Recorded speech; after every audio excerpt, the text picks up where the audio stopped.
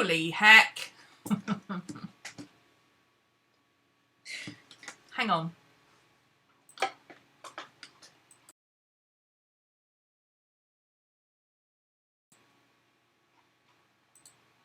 Hi guys. I'm going to chop that bit off later.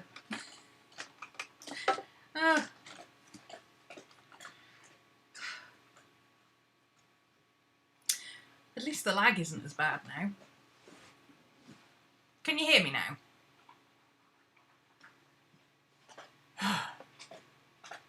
The lag between what you're getting and what I'm getting is about 2.5 minutes. The weird humming noise you can hear in the background is my fan, which is my best friend right now. Look, I am your father. Don't tell me you don't do that every time you pick up an electric fan. Oh my god. So, I was just talking crap anyway. I'm complaining about the weather. It's what us English do best. My question to you is, like, when it's cold, I get it. Sometimes it's like 17 degrees, but because it's really windy, it feels colder. Okay, I get it. That makes sense. But when the sun is beating down at 31 degrees, how can they say it feels like 36? I mean, it doesn't feel like 36. It feels like about 92,478 billion degrees. Okay, that's realistically, that's how hot it feels. So how do they say it feels like 36, but it's actually 31? If it feels like 36, is it not 36 degrees? How does that work? Anyone a meteorologist? Anybody understand how that works? I mean, it's probably got something to do with, I don't know, refracting through the ozone layer or something, but whatever.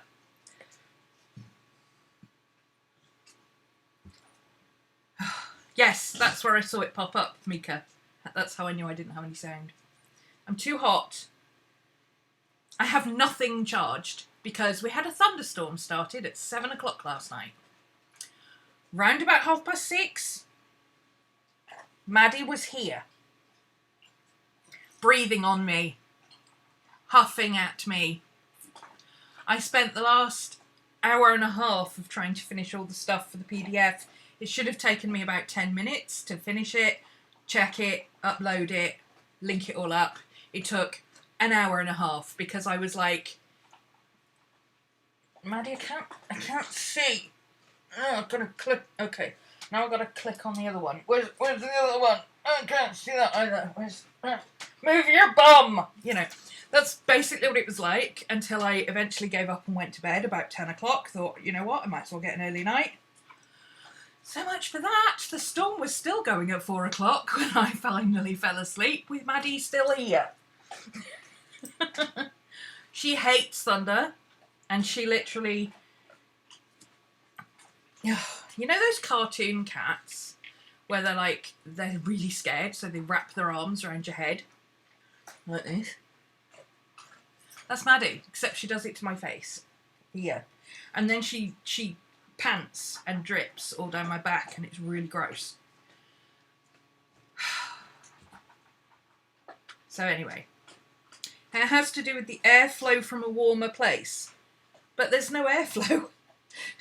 I could understand it if there was a breeze and you could feel the warm air coming at you and you'd be like, yeah, I get it, warm air coming in, I get it, it's like cold air, but there's no warm air. There's no air. Nothing's moving. That's why there was a storm over my house, like literally about there, for approximately 9 hours yesterday. I haven't had much sleep. I am living on coffee. I may have had a little too much.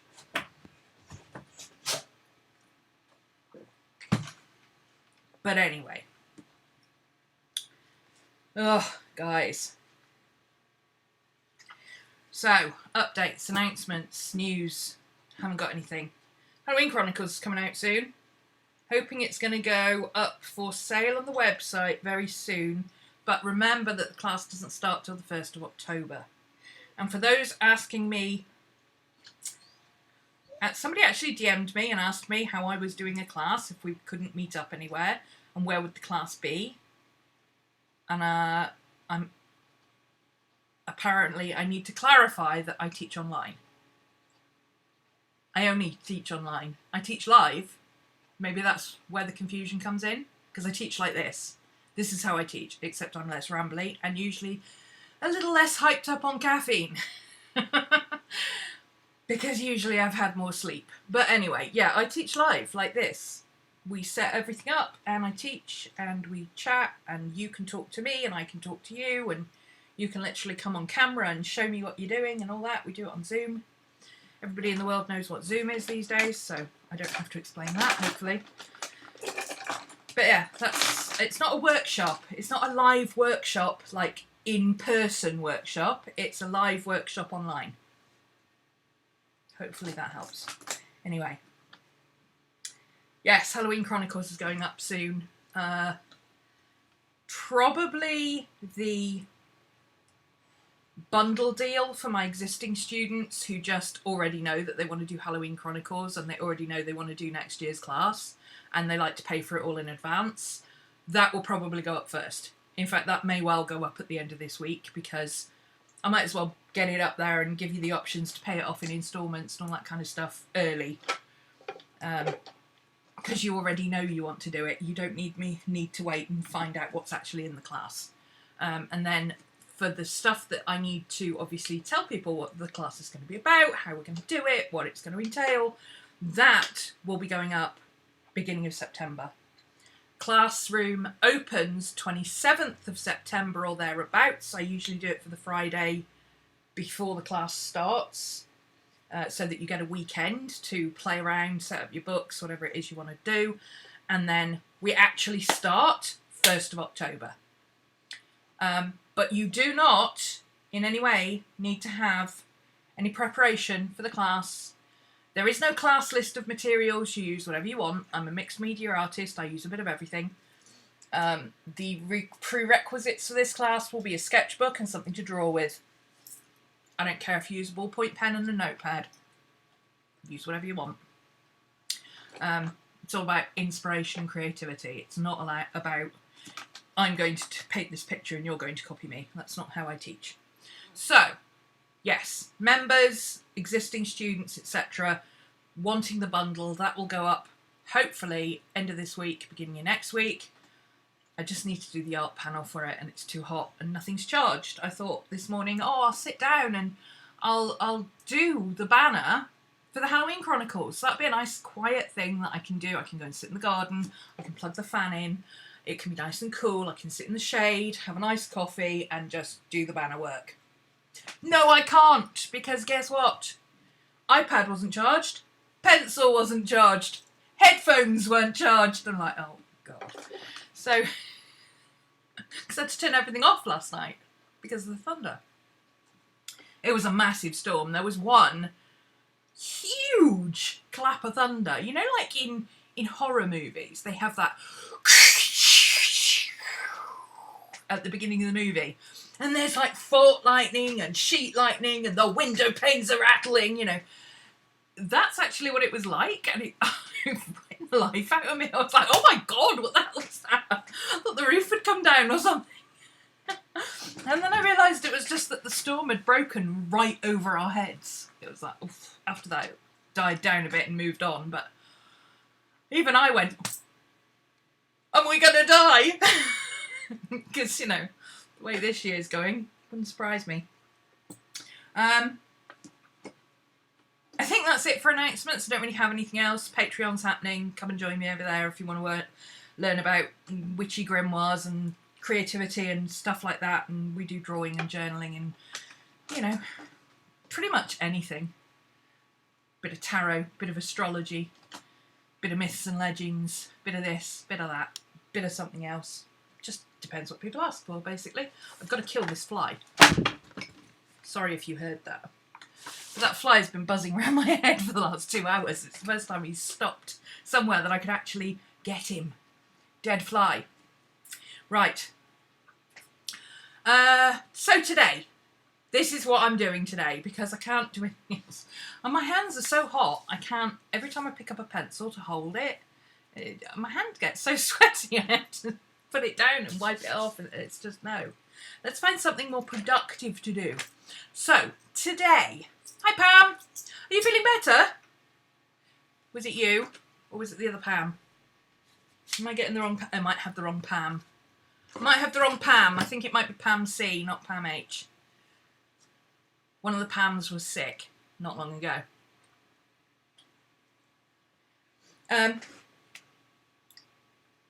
What I'm doing today is I'm reorganising my art materials. I know. But I've discovered a few different things recently that I'm thinking will help me. I've already talked to you about, yeah, we're all sweaty and sticky and hot and exhausted and didn't get any sleep because of the thunderstorm, and we're all hyped up on coffee, and it's like, well, you know what, just, if you have nothing else to do, go grab your art cart, pull everything off it, and reorganise it while you sit and listen. Because that's what I'm basically doing here.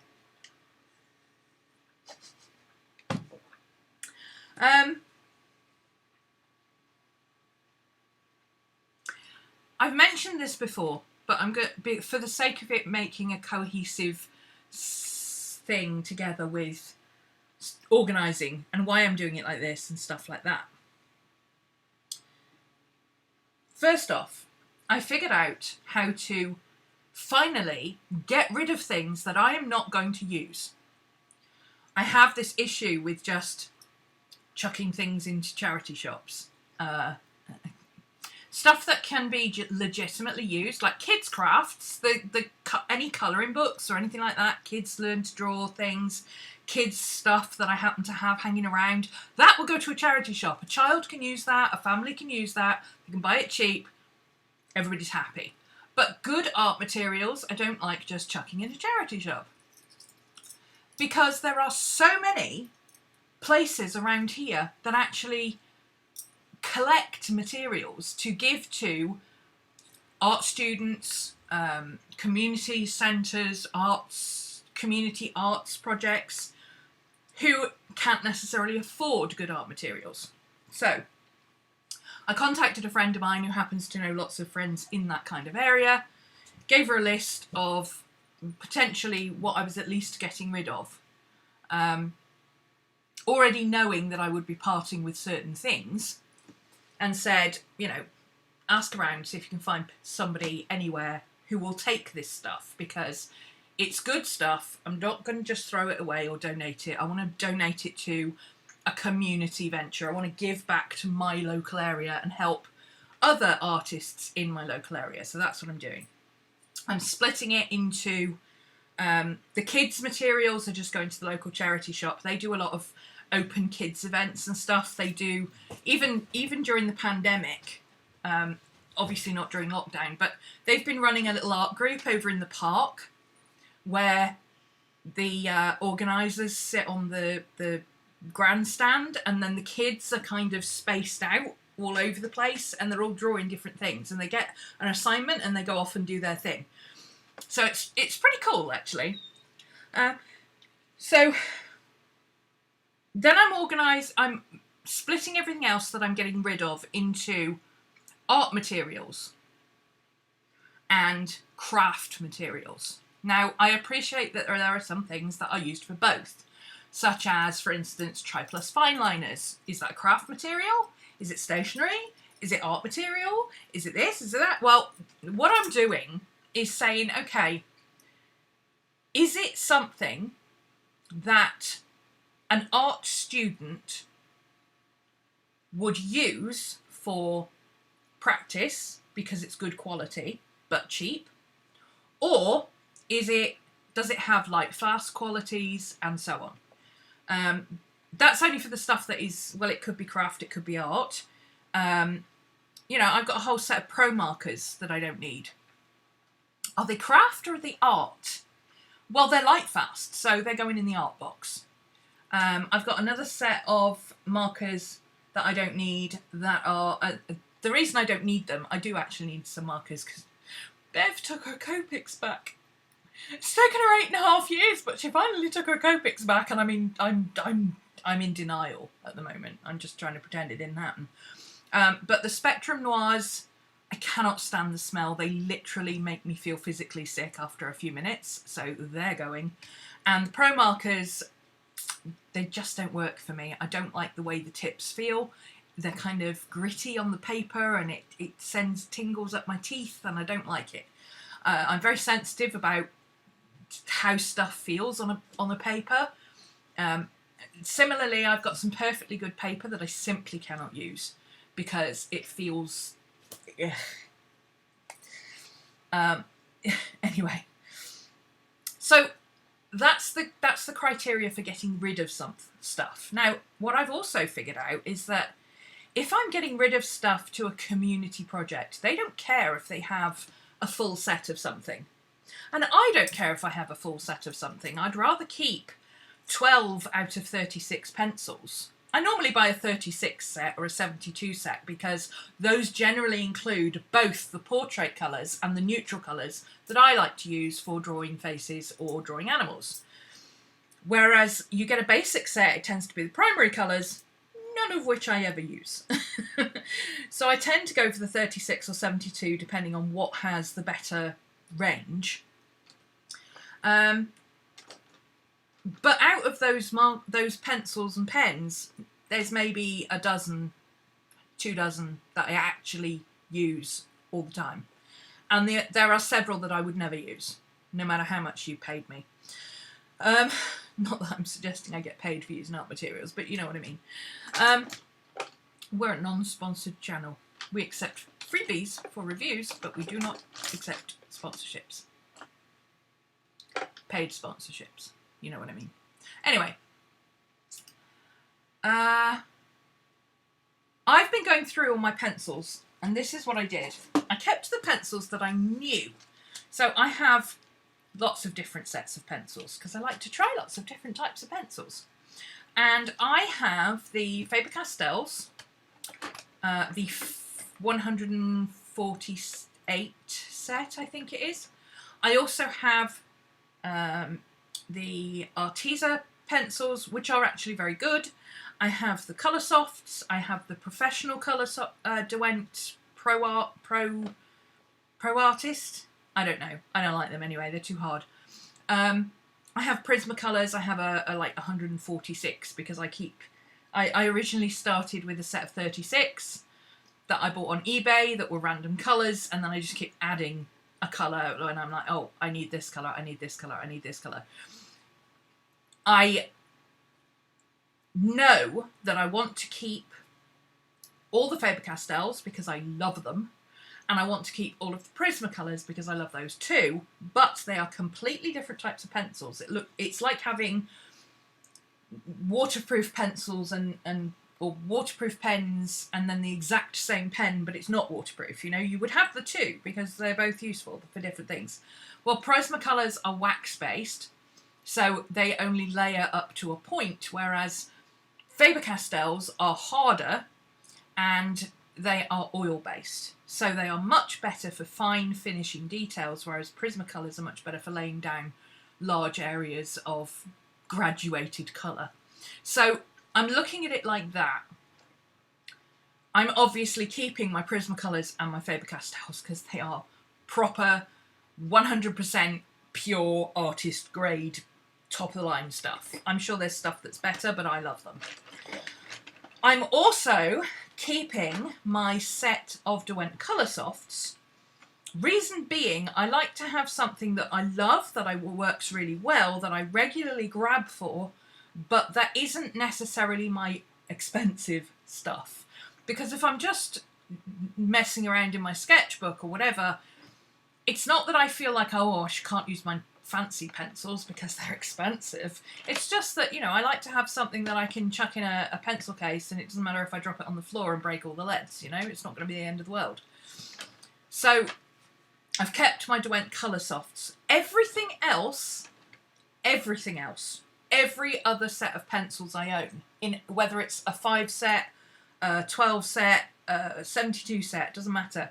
I have gone through, and that's what this is, I have gone through and compared the colours. So all of these are the Faber-Castells down here. I went through all the Arteza pencils, because I actually really like the Arteza pencils. They are extremely comparable to Prismacolors in the way they work. However, they have a lot of colours that neither Prismacolor or Faber-Castell has in the sets that I have. So anything, I didn't keep anything like, you know, acid yellow or anything like that. I've got an acid yellow in the Faber-Castell, and I think that's it. Yep. You can see I've not used it, like, ever. I sharpened it once. You know, I don't need another slightly different shade of acid yellow. If I ever want an acid yellow, that one will do. But look at all these different shades of green. Now I do a lot of urban sketching, I do a lot of drawing portraits and animals, so I've kept all my flesh tones. I've kept every green that was different to something else. I've kept a lot of the darker yellows, the darker blues, especially the dark colours. I don't use really bright colours, but I do like a little pop of colour here and there. So I haven't kept every single orange that there is. I haven't kept all of these. I've just kept the Faber-Castell ones and these two, which are, this one, which is a completely different colour to any of the Faber-Castell or Prismacolor ones. I've got a different chart somewhere, a proper chart over there that I did for my Prismacolors, so I was able to just pull that out, but I've never done a proper one for my Faber-Castells. So I've kept certain ones, and what I've realised is, and it's obvious really, but what I realised is that I tend to use materials that are I love to use, B, easy to reach for, and C, within my line of sight. I am very much, and I've said this before, this is why I have open storage absolutely everywhere. This is why I use these open boxes, these glass boxes. I have the trays and everything. I do not put things in cupboards, because if I put things in cupboards, they go into the cupboard and they never come out again. The exception is my little cube storage here, where I've got like, you know, the pulley cube things. You know what I mean. It's like a Billy bookcase, but it's cheaper, and it's got canvas pulley things.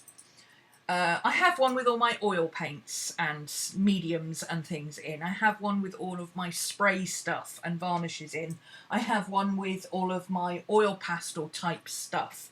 I have one with all of my substrates and canvases. Because those are things that I know where they are, I know when I'm going to need them, and if I need all of them, you know, if I'm going to oil paint, I'm going to take them all out. If I'm going to use my oil pastels, I'm going to take them all out.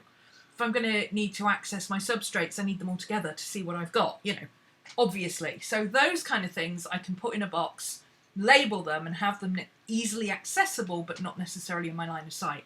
I'm talking more about day-to-day stuff, like your pens, your pencils, your paints, all that kind of stuff.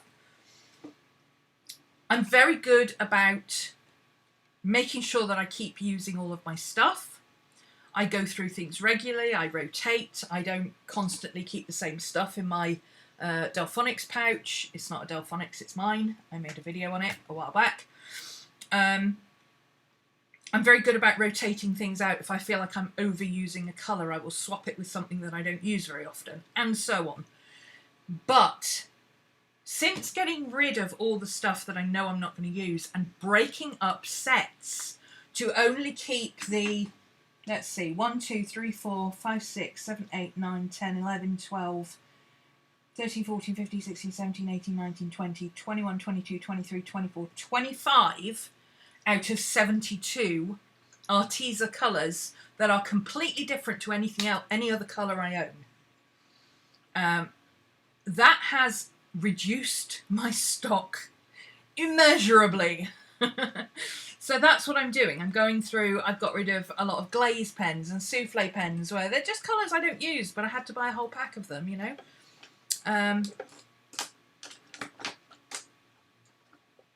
that's what I'm aiming to do. And then obviously my insight, it's all going to be in this area, and I've got 2 of those art carts. I'm a real artist, according to Bailey J. If you've got an art cart, you're a real artist. That was tongue-in-cheek. She wasn't being serious. I've got 2 of those. I'm going to keep one for specifically my painting stuff, because that needs to be able to move around with me, depending on if I'm going to use my easel, if I'm painting here, whatever.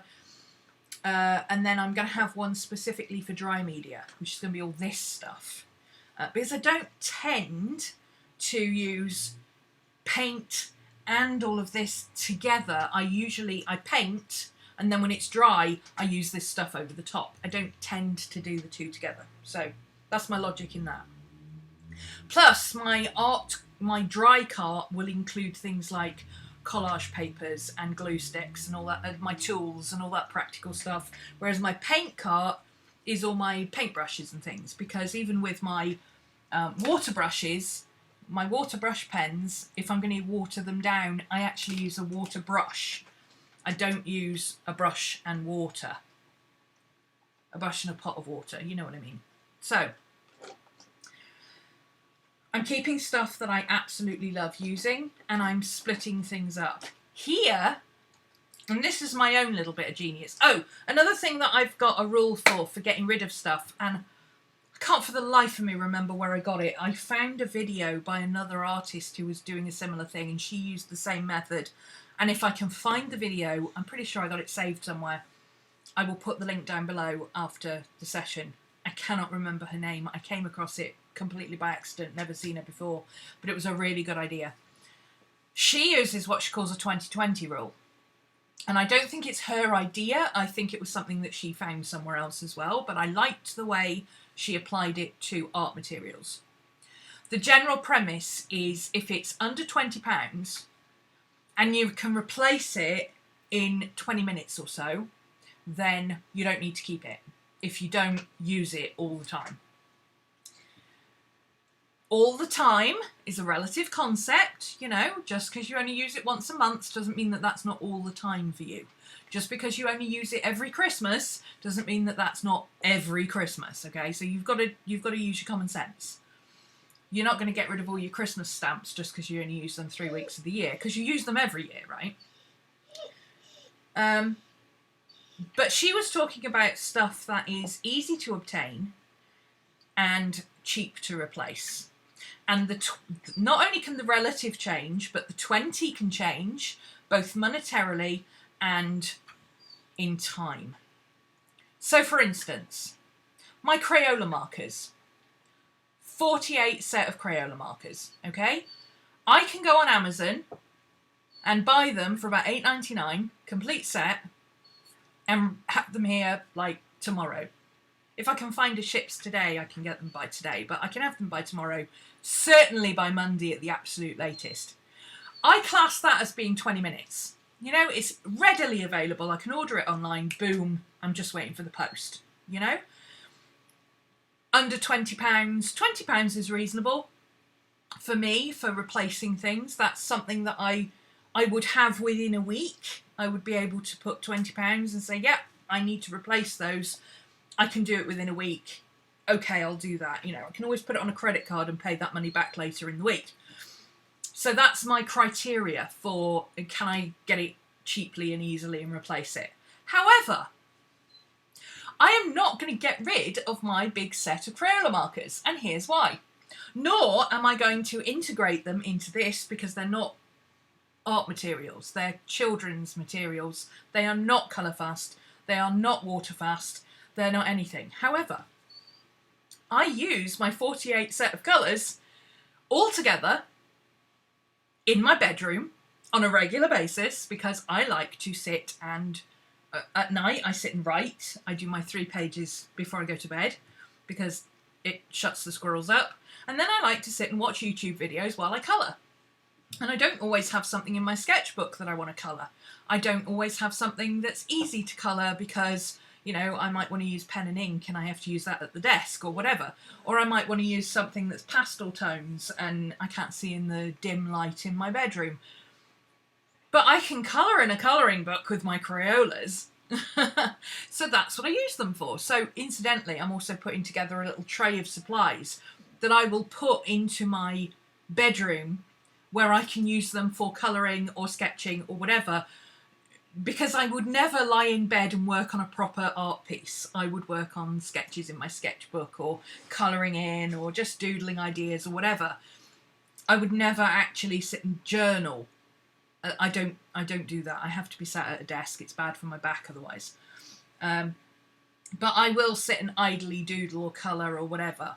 So my colour softs will go in there. My Crayolas will go in there. You know, all of that kind of stuff. They're easily replaceable. Chuck it all in here. It's not going to make a mess. Put it by the bed. And then I don't have to keep carting my supplies around with me into other rooms. Because what I'm finding is that I'll get halfway through something, I'll look for it, and I'll be like, where the hell is that gone? And then I'll go to bed later and I'll find it is in a random pot next to my bed. And I'll be like, how did that get there? I don't even remember bringing that in here.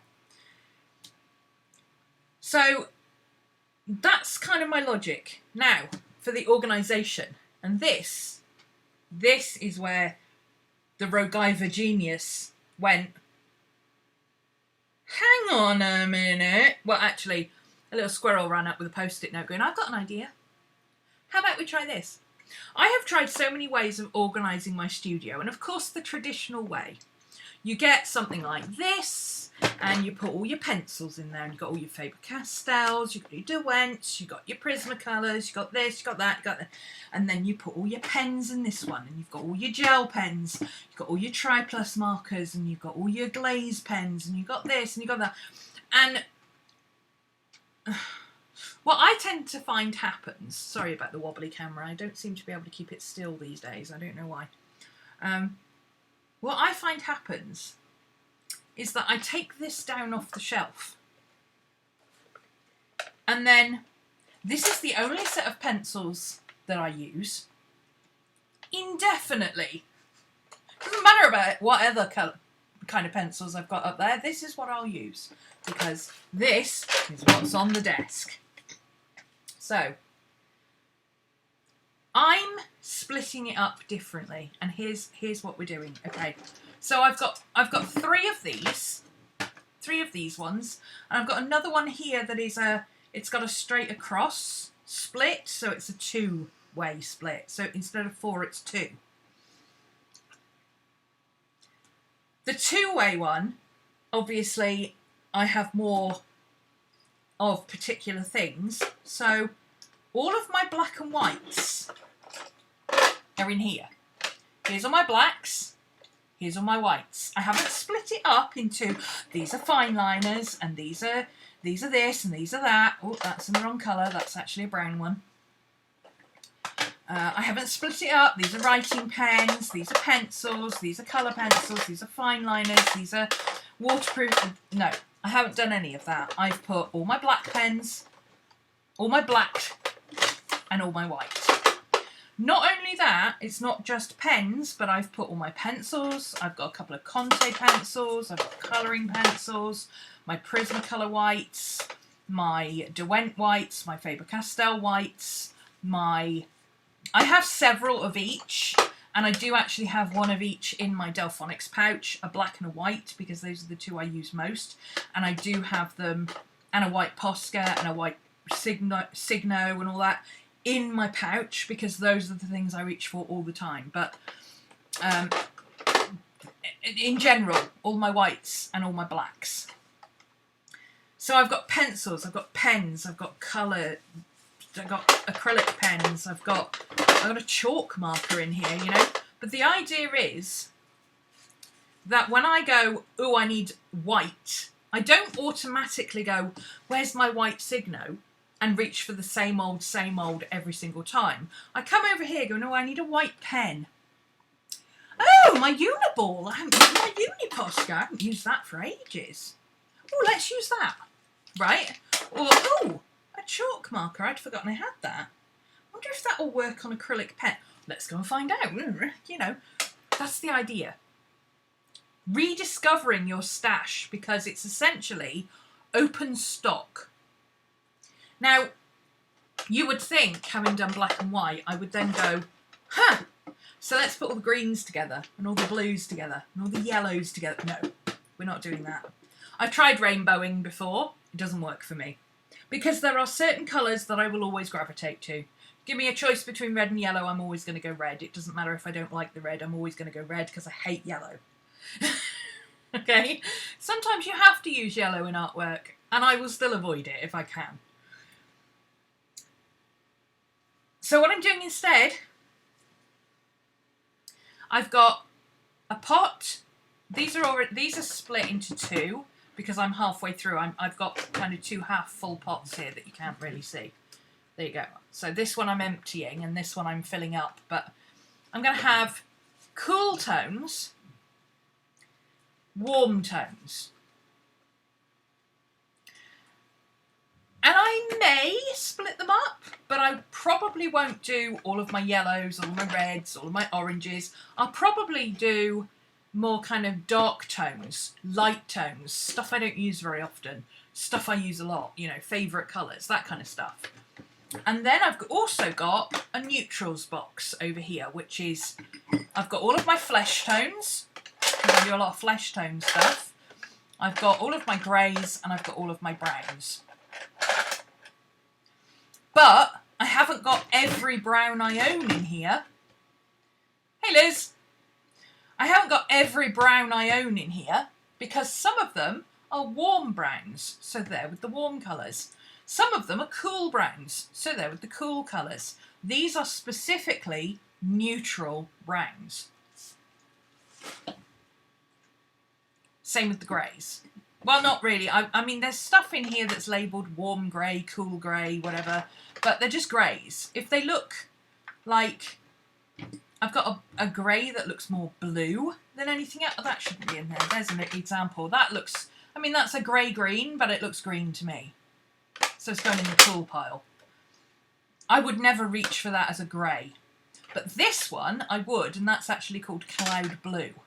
But it's grey, as far as I'm concerned. So I'm very much doing this and tailoring it according to how I use my supplies, not how other people might use them, or how, you know, it doesn't make sense for me to split up my blues, my yellows, my greens, because what will happen is I will throw all my blues, yellows and greens into one pot, and then they will never get used because I don't generally reach for them.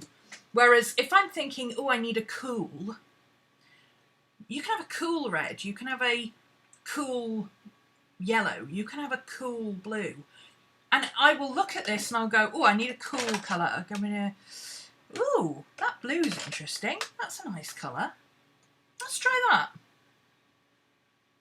That's my idea. Oh, the cubes are from Deflecto. They are literally called Deflecto storage cubes. They are an Australian brand, Liz, so you can actually buy them in Australia cheaper than you can get them anywhere else. I had to get mine from a company in Germany, but I did eventually find some. But yeah, they're an Australian brand, so you should be able to get them really easily. They do loads of different ones. There's these, which have the straight across, but there's also ones that have drawers. Here's a drawer that I've pulled out. It's got some of my tools in it. So if I just take that off, you can see that would just slot in there. You get two drawers, you know, you can mix and match. And all of these things come out. So this, that comes out, and I can turn it into an open cube. And then they've got these funny things here is where you get a clip, because they're stackable, and you clip them together to stop them sliding about. So yeah, for once, Australia, the Australian girls get to see a better version because they are actually a Australian brand. But I'm sure you can get other kinds of storage elsewhere. You know, I'm sure Bath and Body Works do something similar for the girls in America, you know. In fact, I know they do, because all the acrylic stuff is so expensive here, but it's really easy to get hold of over there. Okay, the reason I've got my keyboard here is because it's stopping things rolling onto the floor. So the other thing I've done is I've taken out here stuff that I'm not 100% sure what I want to do with yet. So this is, I've got my metallic pens and pencils, and I've got specialist drawing pens that are not in standard colours. So they're not black. Nearly all of my drawing pens are black, but I've got a few that I actually really like drawing with, but I don't know what to do with them yet. These hardly ever get used, but I love using them, so these might actually end up in my Delfonics pouch as just something I grab to draw with when I feel like sketching. So we'll see. I don't know about that yet. But that's the logic. That's what we're doing. And I'm literally going through and splitting up all of my bits and pieces. Sorry, we've got a bit of a... I'm trying to put it so you can see what I'm doing, but they keep falling over. So, eco lines. Oh no, I was finishing off emptying this. So this is pens. This was all pens, and they are already sorted. They're already, yeah, I've got rid of the ones that I don't use. I've got rid of the ones that don't work. All of that sort of stuff, they're all gone. Let me see, what have we got here? So I've only kept the ones that I actually use, that I actually need. I'm going to have another quick flick through because there might be one that's escaped, but otherwise pretty much sorted. So since this is pens, I can go through straight away and go, oh, black pen, black pen, black pen, black pen, black pen, black pen, black pen, black pen, black pen. Okay, those can all go in there. And then I can go, ooh, glitter pen, metallic pen, metallic pen, glitter pen, glitter pen, metallic pen, glitter pen, specialist pen, metallic pen, glazed pens. No, those are going, I use those for colouring a lot, so metallics, metallics, glitter, metallics, those can go in that pot. There's one of those. I didn't even know I still had that. There's the turquoise one of those pens. I love this colour. It's a beautiful colour, this Pilot C-Tech. Haven't used it in years because I didn't even know I still had it. There you go. That's going in my... I need to do something with these. Black pen. And then this is all I have to sort out now. Now I do have a few that are problematic, and again those may end up in my everyday carry or in a little pot or just thrown into my pouch or whatever.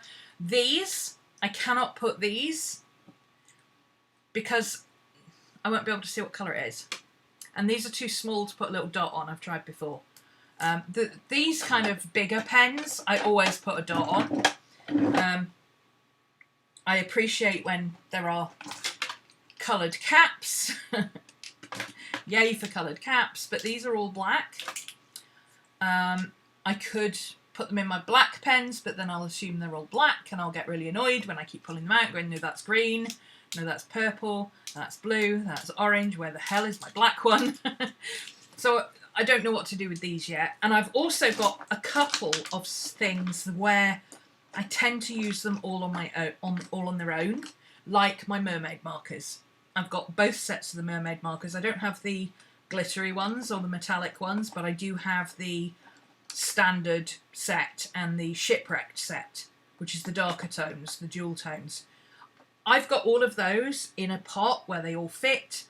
I cannot put them in these because there's a good chance that some of these will end up sideways, and you cannot store mermaid markers sideways. They leak everywhere. They have to be upright.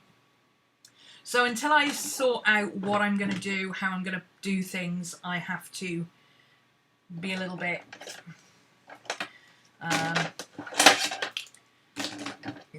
careful just how much I integrate. Oh, there's another one of those pens. See, they end up everywhere because they're black. Yeah, there's two more. That one's actually black. That one's not. In fact, that's a flesh tone. So that can go in my flesh. That can go in my flesh tones because I know that that's flesh tones. Like the black ones can go in black.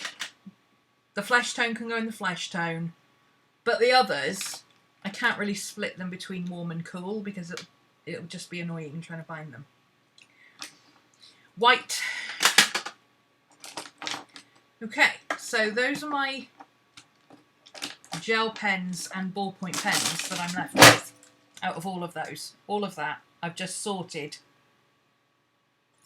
quicker than I could have sorted into how many of these have I got, how many of these have I got, how many of these have I got. There's another metallic Sharpie.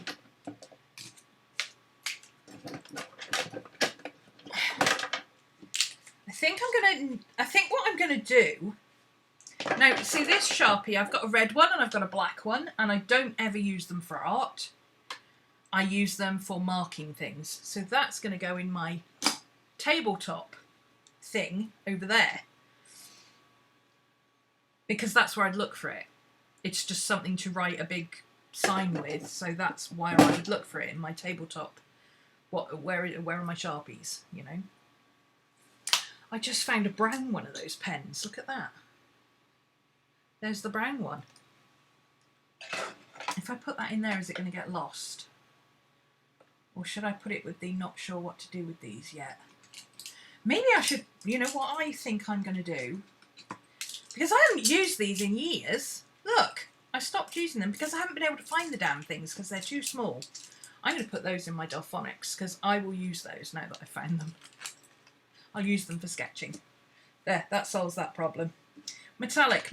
I think I'm going to do, I'm going to finish that sentence today. I think I'm going to do a half and half split. I'm going to do metallics in one. I'm going to do highlighters and super brights in the other. Because I've got like, where the hell do you put highlighter biros? They're not cool. So that's what I'm going to do, I think. I'll put them in highlighters. So let's start a pile over here for highlighters, because I've also got these. I've got the neon markers, which I love, but I don't reach for them because I'm too lazy, because I have my mild liners over here, so I reach for those instead. Well, if I had all my markers, my highlighters together in one place, I would go, oh, my neon marker, I haven't used that for ages. I'll use that one. In essence, you put different brands of pencils and stuff together. Yeah. I'm not doing like all my pencils or my pens, because I'm doing it from a mixed media point of view. I'm doing it from a point of view of, because I think in colour. I don't think, oh, I want to use watercolour for this. Oh, I want to use this for this. Oh, well, you want to use that. I think that would look really nice if it was like a really bright colour. Needed a cool tone. What have I got in cool tones? You know, and I might pull this out. You know, I might go, oh, that's interesting. What about using bright blue? Or maybe green. Maybe that green. Oh, how does that look with the other colours I've got? That's how I think of things. So that's what I'm going to do. I'm going to break it up into warms and cools with a view of saying, okay, well, I'm looking for a warm colour. I'm looking for a, you know, I could be looking for a, I could get entrenched in the idea of, oh, I need to do this orange. I want to do this orange. When in fact, I don't know what is going on with my computer is doing some very strange things. I don't know what happened there, but I've lost my chat. I've lost my live chat. Where's my live chat gone? Gosh darn it.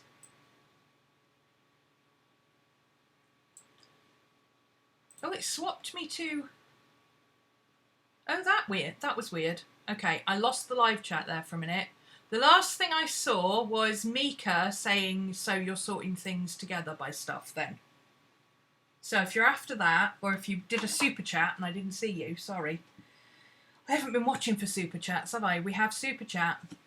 Link's down there. No, it's not a link. It's in the live chat. But there's a sign down there that says we've got super chat. Yeah, so if you want to donate to the channel, you can.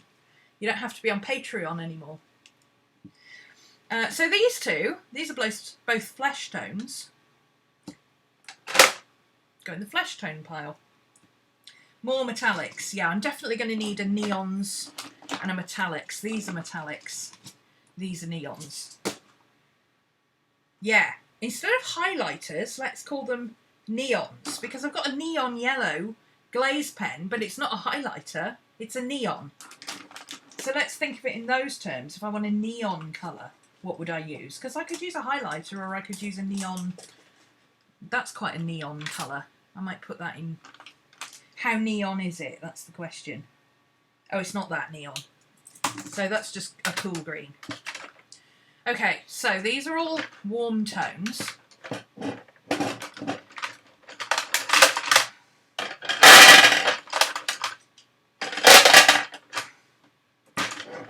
Because these are going to be stacked sideways,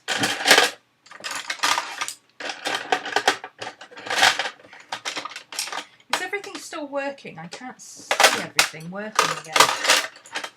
It looks like it switched me all off. Can somebody just type something in chat so I know people are still here?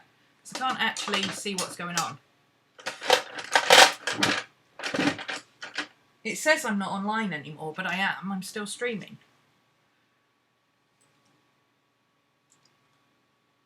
I'm not streaming.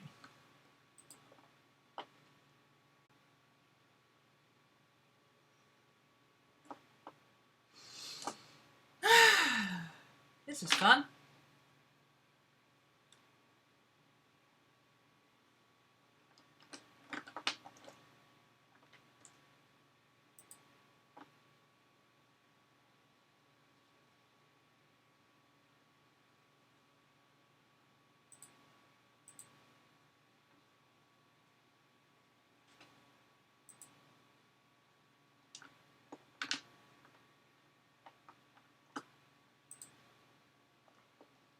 Am I live or am I not live? What the hell is going on?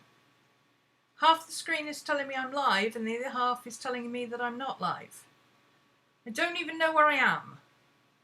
Lisa's still here. Okay, we've got somebody still here. We know what's going on. I'm sorry if that was a 20 minutes of me going, what the hell is going on here? But I lost everything. Everything disappeared. Oh, that's Lisa texting me to let me know that everybody's still here. Thank you, Lisa. Gosh, lots of new people joined while I was... Hi, Michelle. Hi, Pammy. Ash. Okay. I don't know what happened there. Blah. Where did we get to? The last thing I was talking about was Mika said, so in essence you put all different brands of pencils and pencils together and sort them that way. Kind of. I work by colour first and foremost, so I will say, oh, I need a cool colour to go with this. My instinct, if I've only got like this set of pencils in front of me, will be I'll reach for one of these pencils. As opposed to, if I've got a whole container of cool colours here, I might initially say pencil, but then I might go, ooh, actually, that could work. How does that go? Ooh, what about this one? Ooh, that would work. Let's test that with the colours, you know? So it's about using the supplies that I've got more by keeping them in rotation better. Does that help? That's what I'm trying to do. I'm trying to keep my stuff in better rotation. Instead of having my Faber-Castells were in their own pot because I had a full set of them, but the pot was way over there. So I was using my Derwent my Derwent Colorsofts because I was too lazy to go and get my Faber-Castells because they were over in that corner, you know? Or if I have to move things to get to something, I'm not going to use it. I may end up splitting it. Again, I think I'm more likely to split it by type because I would tend to go, oh, I need a cool colour, and because I'm using acrylic, I can use anything, or because I'm using gouache, I might want something that is a pencil. I might prefer a pencil rather than a pen because a pen will get clogged up with gouache. If I'm using watercolour, transparent medium, I might want something opaque over the top, so I might reach for my acrylic markers, you know?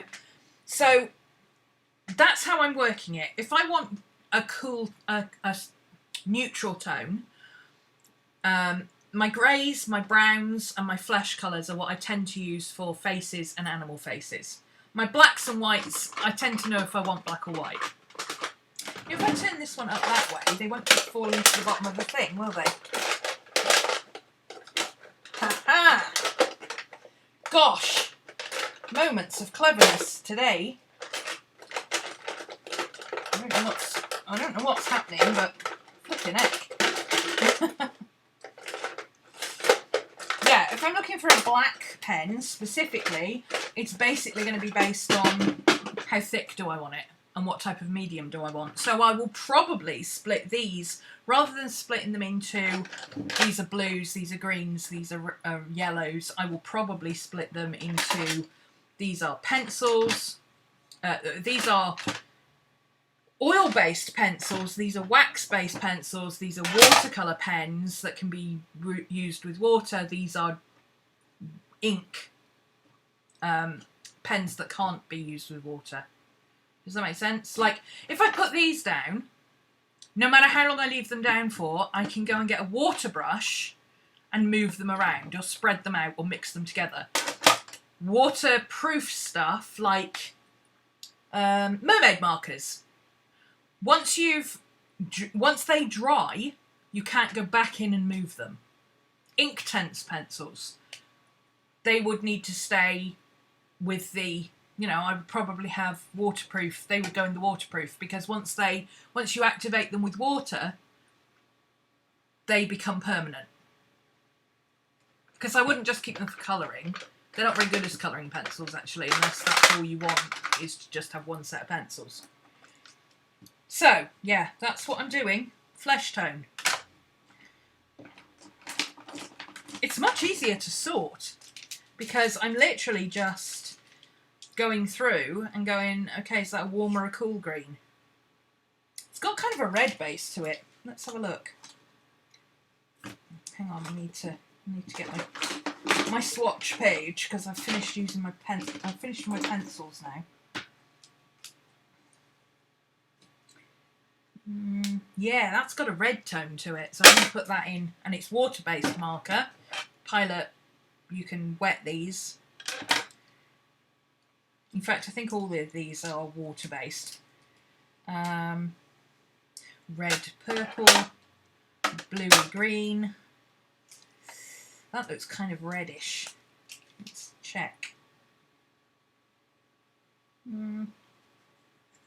It actually doesn't work, so that can go in the bin.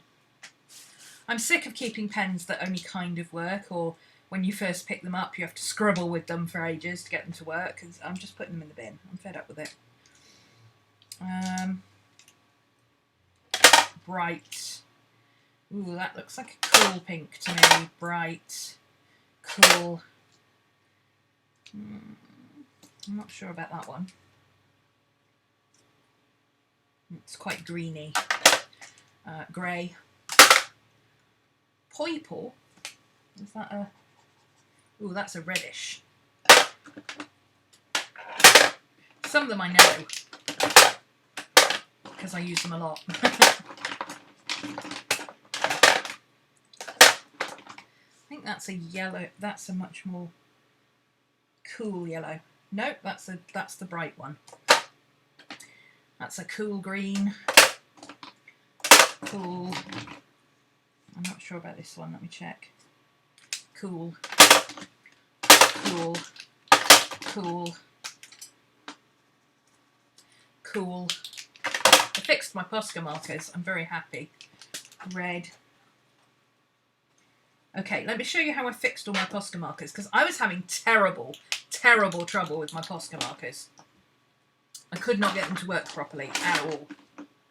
It's a messy process, so you're going to want, if you really don't like getting your hands dirty, put on a pair of gloves and get yourself a bowl of water. But you can do it with just this if you want to. So, first step, pull out the nib. Now, if it's one of the larger pens, it's got a foam nib and it's reversible. So if your foam nib has started getting grotty on the end, pull it out, turn it around, boom. Very handy, especially for the white ones. With this, if it's the plastic nib on the very fine ones, this is the 1M, yeah. If it's got a plastic nib, wipe that plastic nib off completely. Because what I found, and I think this may have been the problem with the Poscas, what I found was around here, where they fit into, there's quite an ingenious little thing inside it if you take it apart. But around here, there was like a neck of or a collar, like a mushroom, of dried acrylic paint. And I scrubbed all that off, and I put this back in, like that, just slots back in. And then I tried to open it, and I was like, what the hell is going on? These are supposed to be refillable with ink. Oh, they're made by Mitsubishi, which is Japanese. So they go the other way. Ugh, this one I may have just tightened it too much. Or it's hot and expanded. Hang on. I don't have very strong hands. I had to use a glove yesterday. Ugh. Yeah, watch out for that happening. Oh, it's because oh, idiot. I took that out and then I put it back in again. You don't want to do that. You really don't want to do that, because that's what happens. I learnt that the first time and then I completely forgot. You don't want to trap air in it. That is what happened with me. And I think that was the problem with every single one of my Poscas. Excuse me while I just spit on this and clean myself up. Because this stuff stains, dude. Look. Do not put that back in until you've put it back together. So this comes apart. Hold it upright or you will get in a mess. If you look through there and it looks like there's anything clogging it up, dunk it in some water or run it under the tap. And then, you see this little thing here? This is the pumpy thing. Clean that off and make sure that there isn't any paint stuck in here. This was my problem. I had globs of paint dried into here. So when I pressed the mechanism, it was getting stuck. You know, I said I was having issues with every time I pressed a Posca pen, it splurted everywhere. And I hated it. That was the problem. So then you put your pen back together. And what I was doing was pressing that down to make sure there's no air in the barrel. Then you put this back together the wrong way because it's Japanese, so it's great if you're left-handed. And then you get something to put over the top of this. I was just using a bit of paper. Just grab something, otherwise it'll get all over your fingers. So just put that over the top, hold that, and give it a really, really, really good shake. Like really good shake. I was doing this for 5-10 minutes. Obviously I did this yesterday, so this should work fine. Okay? Now there shouldn't be any air in this. So now you can put your nib back in. And the reason I shook it really violently like that is because if you shake it with the nib in and the lid off, what you'll find is that it sploots everywhere because there's air in it. Now I can turn it upside down here and give it a bit of a shake, not even pumping it. And look at that. That's what it looked like before, and that's what it looks like now.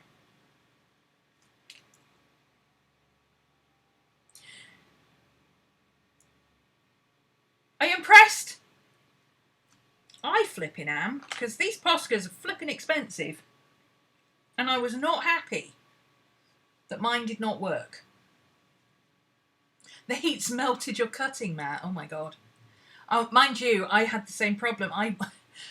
This window gets early morning sun till about 10 a.m, which is fine because I don't get up till about 10 a.m.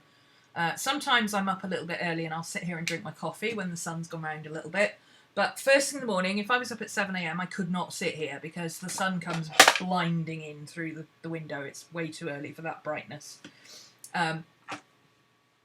Downside being that now it's 4 o'clock in the afternoon, I have no sunlight whatsoever. So I've got the studio lights on, so I'm really hot. But yeah, I went to put my lip balm on this morning and it's a gloopy mess. It's not even still in one piece. Most of it is in the lid. So I had to pour it back into the thing and put it through a piece of cardboard and put it in the fridge so that it solidifies again. And I've had to clean out the lid and then hopefully I can use it. God damn it, I've got this stuff everywhere. Anyway, I'm going to do a separate little how-to video on that because I think it'll be useful. Even now, one of my most popular videos I've ever done is how to fix a water brush.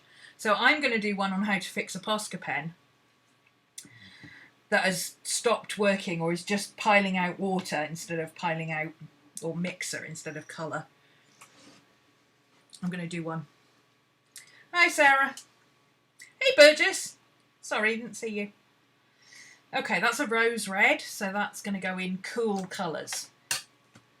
Yes, that's a rosy. It looks pink, but it's actually a cool carmine red. That is going in cool colours, even though it's a red. See, that is where the genius part comes in this when it comes to organising, because I'm putting warm colours and cool colours as opposed to all of the reds, because all reds are not equal. Some reds are cool reds, some reds are warm reds. That's a warm red. Especially with dark colours, like this dark red, that's a blue red.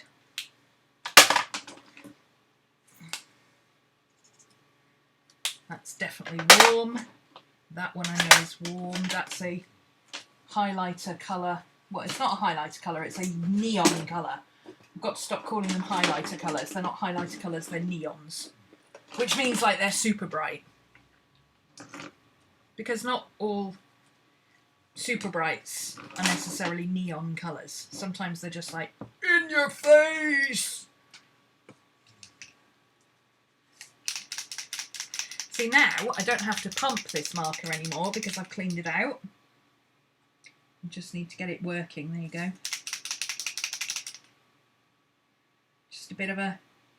Oh yeah, that's a super bright as well, so that needs to go with those.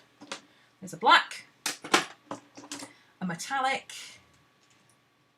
Yeah, I'm definitely going to get one of these two-parters for those. This, I think, is a red violet. Nope, that's a cool violet. Okay, there's another one that's similar, that's a warm violet. There it is. That's the warm one.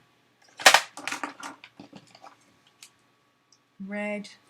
Ooh, that's very bluey. That's a bluey. Those are blue. That's a red blue. That's a cool one. And there's that other yellow. That's the warm one.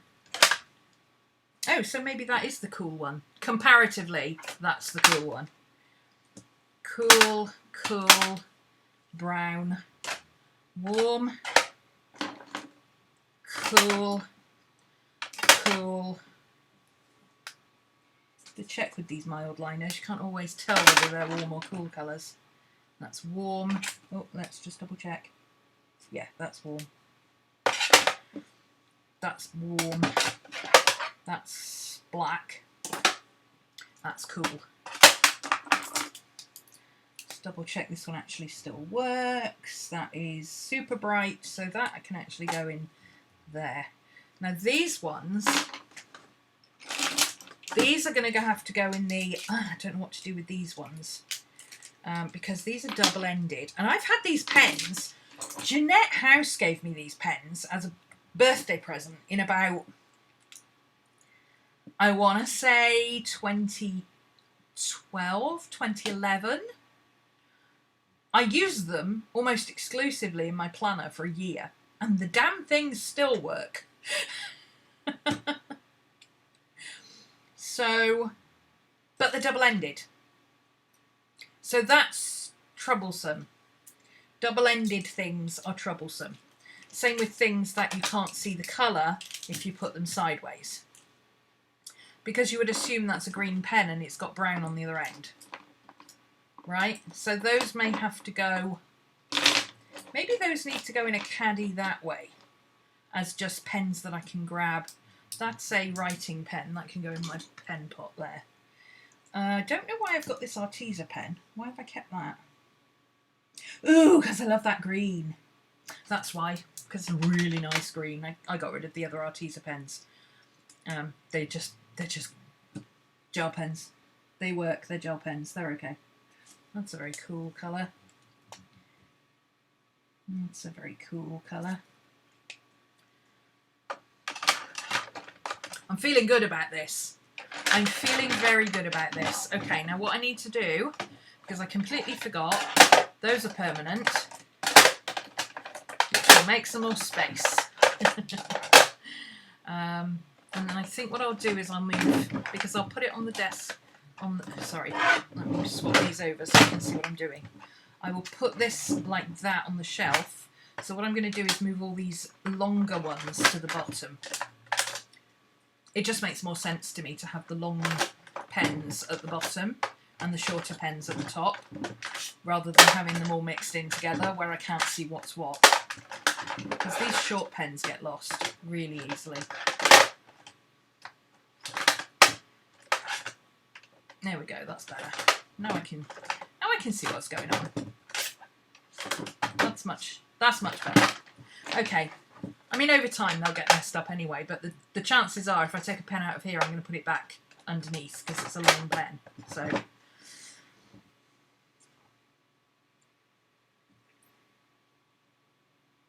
you know what I'm thinking here?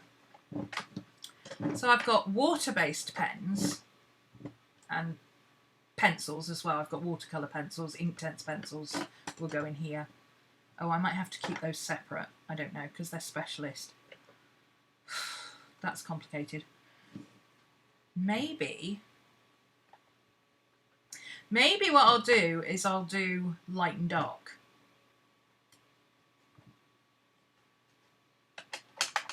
No, because then that would be mixing that with that again, and then that's pointless.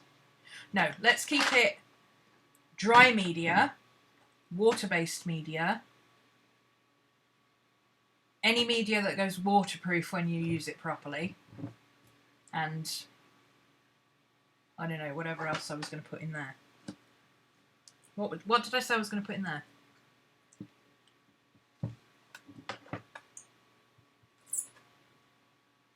Okay, I need, oops, that one keeps breaking. I split that one, so I need to put it where I won't pick it up.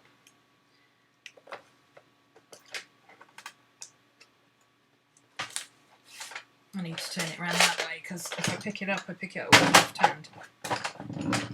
So if I put the crack on the right, I won't have a problem. And then it'll be like that and it'll be stabilised by that one. There we go. Okay, so, whoops. So let's put all these tall pens.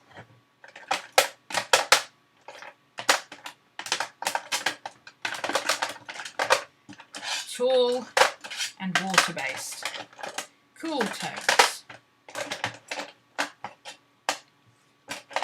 Those are permanent. Water-based. Cool tones. Short ones. Ooh, I know. Drawing pens. Maybe. I feel like that meme at the moment. Arranged by Rainbow. Arranged by Warm and Cool.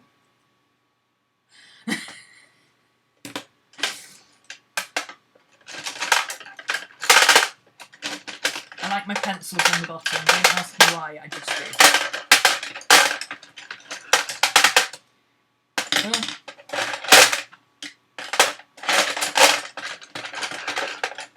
ASMR interlude.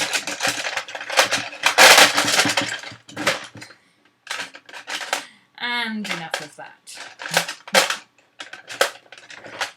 IKEA carts, and now you're sorting through your watercolours. How did you get so many? Because you keep forgetting, literally, that you have so many. So the best thing you can do, Lisa, on the top, put the ones that you haven't used in a while or that you don't naturally reach for. That's what I'm doing. I'm putting the stuff that I don't naturally reach for in easy reach. And the stuff that I gravitate towards, I'm putting a bit further away. Because if I really want that Derwent Inktense pencil, I'm going to go and reach over there to go and get it. But if I'm really lazy and I'm just like, oh, I just want a red pen, oh, I use this one. It doesn't matter what I pick up. So I'll start using stuff and rediscovering stuff that I haven't used in ages. If you don't like it, then just get rid of it. That's my method. The double-ended pens, I don't know what they're called or who they're by. Oh, they're Iconics. They're iconic. Oh, I know where she would have got these. The Journal Shop. They're a UK shop. Hey, Katie. They're a UK shop. If they are still available, they will be on there. They're called Iconic Design. He does the whole range of Iconic, so if they're still available, that's where they'll be. I really like these pens. And I'm so easily pleased, honestly. I like the fact that one end has a clip, but the other end doesn't. So you can still just use them as normal pens. But they don't get caught on things when you put them in pockets. I know. I like writing with these pens. So I might put those in my Delfonics pouch. Okay. Here's what I'm thinking. Oops. I'm going to have to stick this back together. I've pulled the tape off, so it's now misaligned. Probably need some new tape on it. Could you do with some of that sucru stuff to stick it back together, actually? Or a bit of duct tape. That would work too. But that will do for now. Okay. Water-based pens. Pencils. Permanent pens and pencils. Permanent pens and pencils.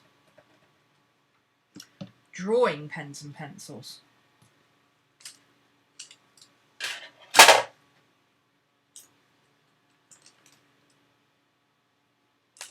In cool colours and warm colours.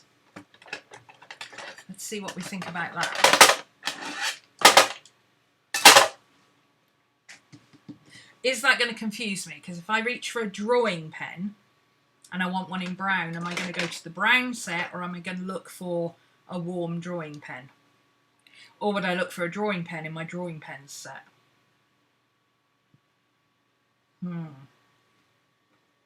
Questions, questions.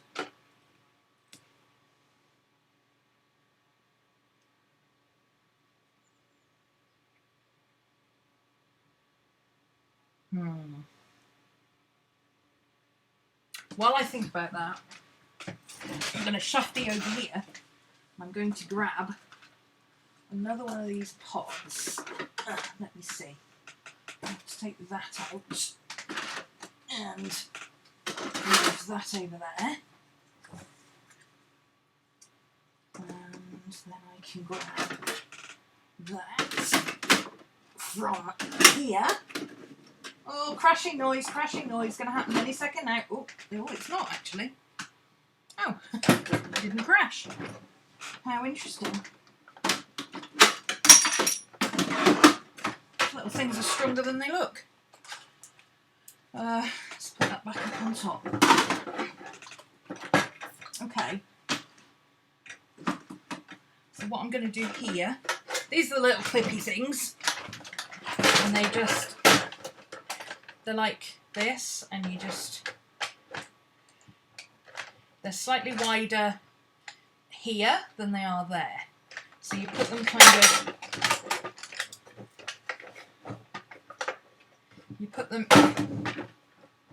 you put them together like that, and then you slide it on that way, and then you turn it so that it fits. If you try and put it straight on, you'll never get it on.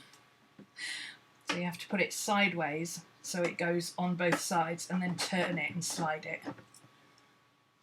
And then you've got them at the top as well, so if you stack them top ways, and then they don't keep shifting about. They're fabulous. I love them. I'll put that in there because I don't need that for now. Okay, so this one is going to be dusted. Before we do anything else, it's getting dusted because, wow, that's dirty. Okay, so this one is going to be neons.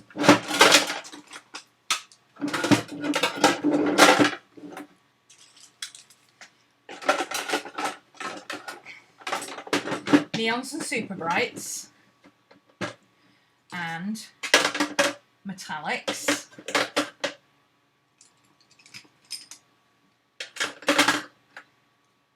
I'm going to include glitter pens in metallics because it is metallic glitter. It's like metallic pen with glitter in it. So those are the only ones I've got. Is a few Signos, so I'm just going to put them all in there. For me, metallics and glitters are the same thing. They're accent colours. This one is white. So I'm going to put that one in there. Even though it's metallic, it's white. White takes precedence. Okay. What else do I have? So that's what I've got in my metallics and super brights. I've cleared out. I've got 15 of these. 4 of them have drawers, so I've got plenty of space to be able to have, you know, just these pens in this section. I do have other highlighters and things. And now I think what I'll do is I'll go through these and I'll just check if any of these should be in the super brights. I think I moved them already. Yeah, I haven't got any of my mild liners in there, except one. I've only got one in there. That actually does look like it should be a super bright. That looks like it might be neon.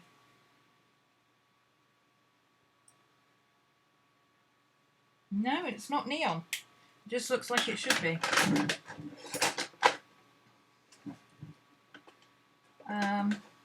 I think what I'll do is also put these. I've got some really this, and I've got a purple one somewhere. The really thick Poscas. They're the only 2 I own, and the purple and the orange are very, very bright colours. So I'll put those in there as well. So with the super brights, I've got my super size. Oh, that's a good idea. Super brights and super size, because I have hardly any really, really big, chunky markers. I don't use big, chunky markers very often. If I'm going to colour something in a big swathe of something in a particular colour, I'm not going to do it. I'm not going to do it with a pen that small. I'm going to do it with a paintbrush. Do you like having your pencils out like that? Yes. They have to be, well, they won't be out on my desk like this. These are stackable storage. So these will be going here where I can reach them easily. Because I don't tend to work on something and go, oh, I'm going to reach for that colour. Oh, I'm going to reach for that colour. I tend to go, right, I'm doing this, so I want probably that colour and that colour and that colour and that colour and that colour. And it's not until I get to the very end when I'm picking up odd bits and pieces that I think, oh, maybe it could do with a little pop of colour, maybe it needs a yellow or whatever. And then I'll go looking specifically for one yellow. But I also have my 3 carts, and I'm hoping, if I can, Mika, that's your little bundle there. Look how organised I am. I'm hoping to actually fit all of these in my cart here, so that I've got my paints on the top, because my paints are very small, and I tend to use this sort of stuff with my paints. Actually, I might move my paints down one, because my paints are easier to see, whereas these would be quite good if they were on the top. maybe I don't want to stack them. Ooh, how many can I fit? Can I fit 2 of them sideways? Because if I can fit 2 sideways, that would be incredibly awesome. Let's see if they fit. I can fit 2. No, I can only fit 2. And then I can't see what else there is. I have 2 of these, and then there's like a 4-inch gap down the side. And there's a 4-inch gap there. So the 2 fit there, and there's a 4-inch gap there and the 4-inch gap there. I don't like that. That will drive me insane. So no, I'm not going to do that. I'd rather have everything stored sideways anyway, so because pens don't run out so much if they're stored sideways. Now, I've also got a couple of pens down here. There is a highlighter, and I've also got 2 Posca markers, the brush markers, which have to be stored on their side. It does say do not store them upright. Whereas the others, it says you can store them anywhere you want. Those are, that's the bright red and the bright blue, so these are hot colours. And I've got a white one somewhere as well. So this is the plan.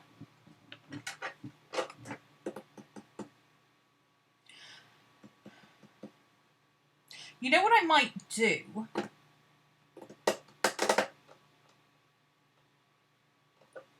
I can fit a 4x4 up there easily. So I'm thinking, let's put the warms and the cools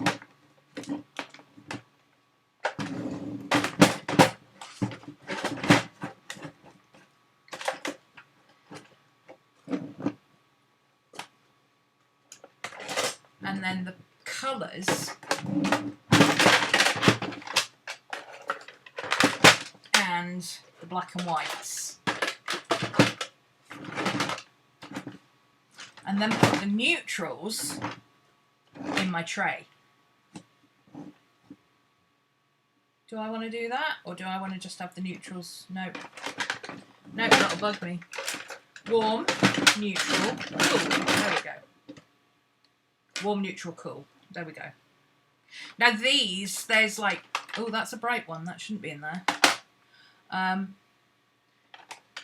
These have a mix of different types, but they are mixed by flesh tones that I regularly grab for browns, neutral browns and greys, because I reach for these all the time.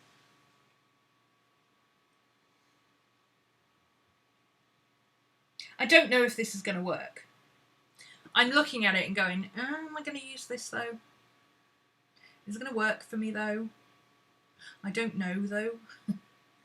I do plan on moving that down there because I don't want to have to keep reaching behind me for stuff. I want to be able to reach over there and just get stuff. But also, I mean, if I put these like this, I can just grab the pot that I want and bring the pot over, can't I? That might be even better. Because I can actually fit them 2 deep on there. They only fit 1 deep on the bookcase, but the bookcase, I was going to take the bookcase that's up there on top of the cube storage and put it down here. Because I don't mind having to reach behind me to pick up a book that I want. So I was going to put all my sketchbooks and books that I'm using and referring to, all my sticker books and that sort of stuff. Because I tend to pull those out at the beginning of a job. So if I'm teaching a class on grimoires, I will pull out the 3 books that we're using for grimoires. If I'm doing an art class, I will pull out my sketchbook or my book of shadows or my big sketchbook, you know, and then I can keep those. I don't have to keep reaching behind me. Whereas if I'm colouring, I'm going to keep reaching for colours. I'm just thinking, because of the way I work, I tend to work on one side of a thing and then another, and I'm thinking maybe that would work if I just have them like this, so I can just pull out, oh, here's my warm tones, Here's my cool tones. I know how I want it to work. And the ideal, of course, would be to just put them up there so they're right in front of me and I can see everything I've got. But I can't do that because that's my light. That's what my light is. I do not want to block my light. I'm not going to know if it works until I try it. No, you're quite right, Katie. You've got a pack of 72 colouring pencils and a flip pop-up too, but you're thinking of putting it in a cup for easier access. Yeah, I don't like tins. I've never had an art supply that I have kept in its original tin. With the exception of oil pastels, because they get dirty and grotty if you don't keep them in the original packaging. But everything else, it comes straight out of tins. I don't keep anything in tins.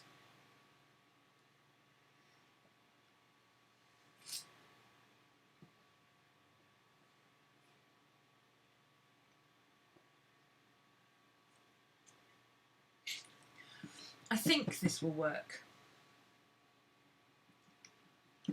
I'm not going to know until I try it, am I? Like Katie said.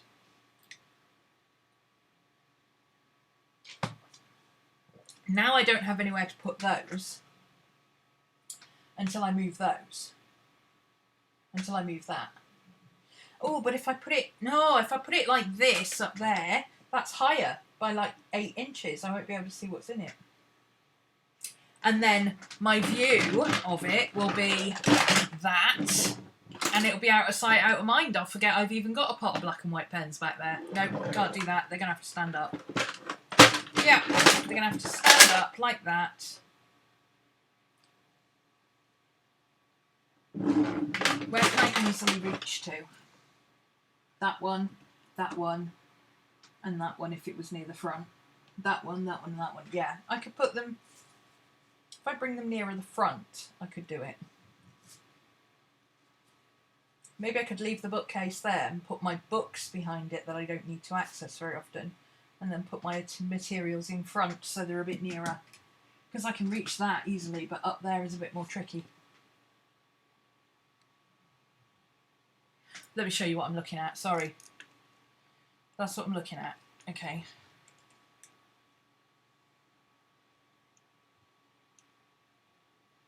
So these fit in there easily. I can fit another set down there as well.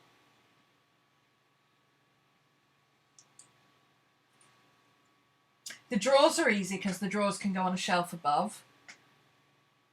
But I'm thinking if I put these, let me move my vlogging camera. If I put these down in front of the shelf here, like that, they're a lot easier to access. Whoops. That won't keep happening, that's just because it's on an angle. Let's not have that happen again. I usually have them angled backwards. Like this is, it's on a riser, so it's angled backwards so things don't fall off. And I'm thinking, if I move one of the shelves down, I'll have a little section here that's like a hidey hole that I can put things like my oil pastels and stuff that I don't use very often, or that when I do use them I want those specifically, so I won't mind having to move something to get to it. Or, you know, substrates or notebooks, perhaps some of my finished notebooks. Oh, actually, yeah, that would be better, all my finished notebooks, because I've got like, that's just 6 months worth up there. This bit here, all my moleskins, that's just 6 months worth. I've got like years filled with those. I could put all of those in a little section under there and bring these down and then put my books up there. So I will have to stand up to get to my books, but that's okay because, like I said, I pull my books down when I need them. That could work. And then all of this down here has already been done. I mean, it doesn't look like it, but it has. It's just very messy right now. I am not a tidy person. Even once I'm organised, I'm not tidy.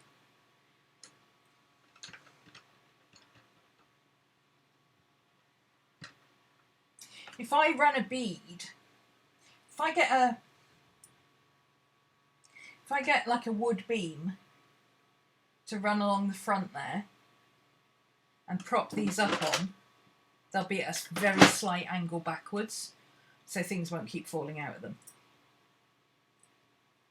That would work. I'm going to have to try it, aren't I? So that's going to be my afternoon of putting all those up there and moving things about and such. And since it is pretty flipping hot, I think I might stop there instead of streaming indefinitely about all sorts of crap. I've done what I wanted to do. I've explained my system. I've achieved my system. I want to get my system up and running so that I can start trying it out, so that next week I can come to you and go, yay, it's working, or yeah, no, I've changed all that.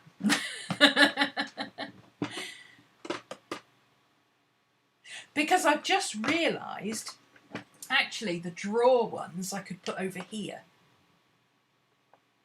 Because everything that's on this desk here, I've got my Delfonics pouch, I've got my colouring pencil, my drawing pencils, I've got my paintbrush sets, I've got my little clear caddy, you know, my 6-compartment caddy with the handle, which I've got all my tools and glues and rulers and all that kind of stuff in it. And then I've got my pen pot, which is just random pens and crap that is on my desk that probably needs organising into some of these. But all of that actually is going to end up over in the dry media. Well, my paintbrushes will go with my pens, with my paints, duh. But everything else can go in the top of my dry media because that's where it normally lives. So actually I could put all those drawers here, which means I can put things like this, like all my post-it notes and stuff live in here. They could go in a little drawer instead of being there blocking the light. And I won't have to keep pulling out my tool drawer and not putting it back up there because it's too damn heavy to keep doing that with. It hurts my shoulder. Instead, I could have it there where I can just pull it out and use it and put it back. Gosh darn it! And then what you can't see is that down here, where this crap is, because it's just containers and my palette and like my big sketchbook and my my table and all that kind of stuff. It's just stuff that I don't have anywhere else to put because everything is a mess at the moment. But all of this is stuff that I regularly reach for. That is all going to be in a thing under here, behind where Maddie sleeps. And then these will actually go in there. So I'll have the one I use all the time here, and I'll have my paint one there. And then all the stuff that I don't use very often can go in the box down there. Because it takes 2 seconds to stand up and find my greaseproof paper roll or my sticky back plastic roll and pull it out. And then my rolly cart will be able to just move out of the way so I can get into these drawers if I need them. So the only other thing I have a problem with,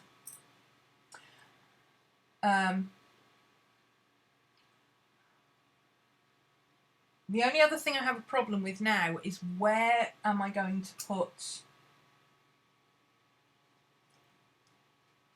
my printer and scanner are going to be here. They were going to go on top of the bookcase, but I've got another table I can put here anyway, with my printer and scanner and my silhouette on. And I've got a little thing, I've got one of those caddies that it's like a basket. It's about this long.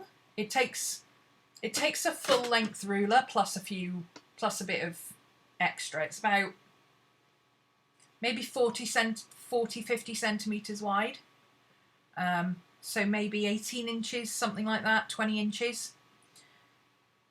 And it's like a basket, but it's got hooks on it so that you hook it onto a table so that it hangs underneath the table. And it's a double layer. So what I was going to do was put my paper and stuff in there. And then I can put things like this in there as well. Because at the moment, this doesn't have a home. That's for my silhouette. It's my cutting mat for my silhouette. But it doesn't have a home. It's just sat here, wedged in between paintings I'm working on in the back of my paint cart, because it's the only place to put it that it won't get bent up.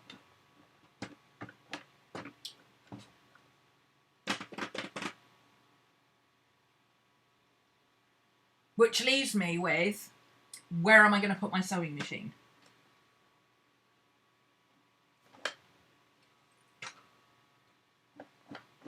Not that sewing machine, not the little tiny one. The little tiny one, actually, I'm going to move over with my comfy chair, because it's really handy to have a tiny little sewing machine that you can literally just put on your lap, sew a little bit of junk journaling or whatever, and then put it away.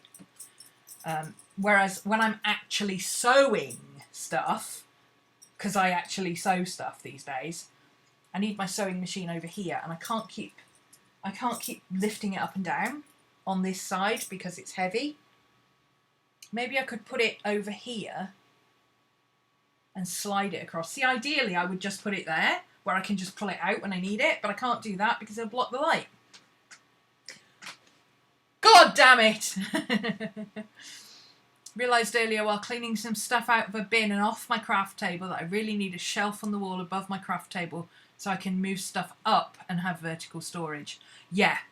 Honestly, if I could do that, if I could have some way of having like an up and then a shelf across.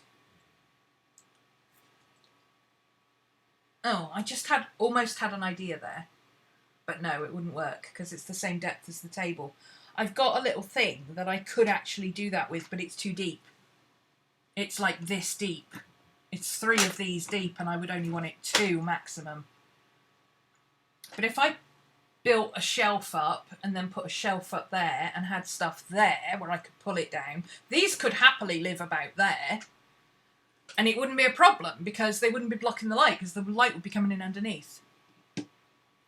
No, I was thinking my wheel cart actually, but my wheel cart is 1.5 of these. So that would be 1.5. Yeah, it would reach here. And that's nowhere near enough. It would need to only reach there. I need one of those shallow ones that's only like 6 inches wide. You know, like the ones you put them in between kitchen cabinets? Something like that. That I could bolt onto the table so it doesn't fall over. But it's open so that you don't have as much shadow. I don't want wood shelves or anything. A wood shelf would block the light. But a wire thing would work. And then these could be single layer right the way across and they would be there. I would literally be able to just pick what I wanted from there.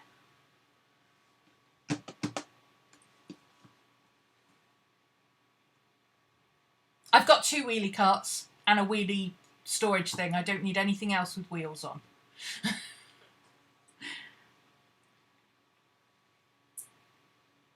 I don't have enough room where I'm sitting to have loads of stuff with wheels on. I do have another of these folding tables, which could actually go there because it folds down. So if I need to get into any of those cupboards, I've deliberately filled those cupboards with stuff that I know I'm not going to need to access anytime soon. So that one at the top over there has got all my Christmas stuff in it because I only need to access the Christmas stuff once a year and I pull it all out at the same time. And the idea is that while I'm doing my Christmas stuff, I'll put my Halloween stuff in there because I use my Halloween stuff all year round. Except at Christmas. It's the only time I don't use my Halloween stuff, although this year, the way 2020 is going, I might just do Halloween for Christmas. The nightmare that lasted until Christmas. Maybe. I don't know. I doth not know. I wonder if I've got another one of these. I should have 4 of these. In theory, I could put my metallics, my whites and my brights in one. And then I could possibly put all my like these. I mean, I've got loads of stuff like this. These are 3 different colours. I mean, happens to be a neon one, so that could go in there. But then I've got one here that's red, white and blue. Where the hell does that go? Maybe I need a set for multicolours. What if I use the other one of these and I do neons, metallics, whites and multis, and then over here I do drawing pens, which are predominantly black but not necessarily black, and I do waterproof and non-waterproof. Because then these little pilot ones, these little multicoloured ones could go in the multicolour box where I can see, because if they're at the top there, I'd be able to see which multicolours they are. And then my little pilot ones would go in the watercolour, the water-based media. Because I draw with them, but they're water-based. And then, like, this one is a black one, but it's water-based. So I could put all my black water-based drawing pens, and then I could put all my waterproof pens and pencils. Ooh! Yeah, see, Burgess, you're getting into the land of I've got a man with a power tool, and I know how to use a power tool myself. I have a drill. I don't know how to build things, and I don't have the patience, honestly. If I can't buy it on Amazon, I'm not interested.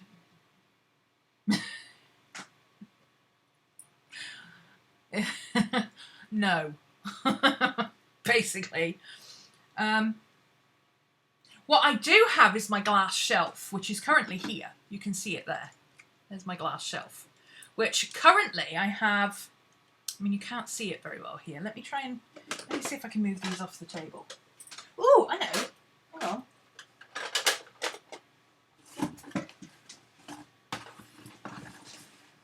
Now, this is the problem I have with my cart. It fits in my cart like that. So you can only fit 2 on each one, which is really annoying. Ugh, that's super annoying. Okay, I can fit more on the floor. Let's move this. Move my water bottle, which I need to refill. Let's pop these down here for a minute. I've got to remember to pick them up by the outside, because if I put them up by the inside, that happens. Oh, and now I've got one trapped underneath. I'll fix it in a minute. I've got to pick them up and move them anyway, so just pop those down there. Oh, don't pick that up by the broken bit. Okay, there we go. So here, I've actually got, it looks like a mess. It's actually not a mess. I'm trying not to blind you with the light from the window. You can't see everything, but basically here I've got my tripod with this camera on, and underneath all I've got is my ink, some cable ties I don't need, my things for my speaker. If it dies, I put it on thing, and my little death Funko. Oh, you can't see my little death Funko Pop. So that's under my tripod there. I try not to put anything under the tripod that's not movable, because I move this tripod around quite regularly. Then I've got my big Yeti mic. Oh, look, there you go. See? Then I've got my big Yeti mic. Underneath that, that's just an empty box. That needs to go in the recycling. Underneath that, I've got... That's a crisp I was saving for Scooby because he was sat outside. I've got my tarot decks, which are actually going to end up on the shelf up there, and I'll just have the ones out that I'm using. I've got a jewellery box where I keep bits and pieces, because I'm terrible for taking jewellery off and just chucking it on the desk. So I've got a jewellery box dedicated under there. These are my large and currently in testing watercolour palettes. This one should be over there as well. Hang on. I've got a plate balanced on it because I'm lazy and I didn't take my lunch plate outside. So these are here because I need to regularly use them. So I can't mix them into my stuff because they're review items. So I need to have them where I'm going to go, oh, I could use those today. These are pens that I'm writing with and have been using today. Those are going in Risha's pot. That should be in there. Oh, this is giving me an opportunity to clean my desk. This is a pot full of papers and stuff. And stickers. I've got my sticker pack in here.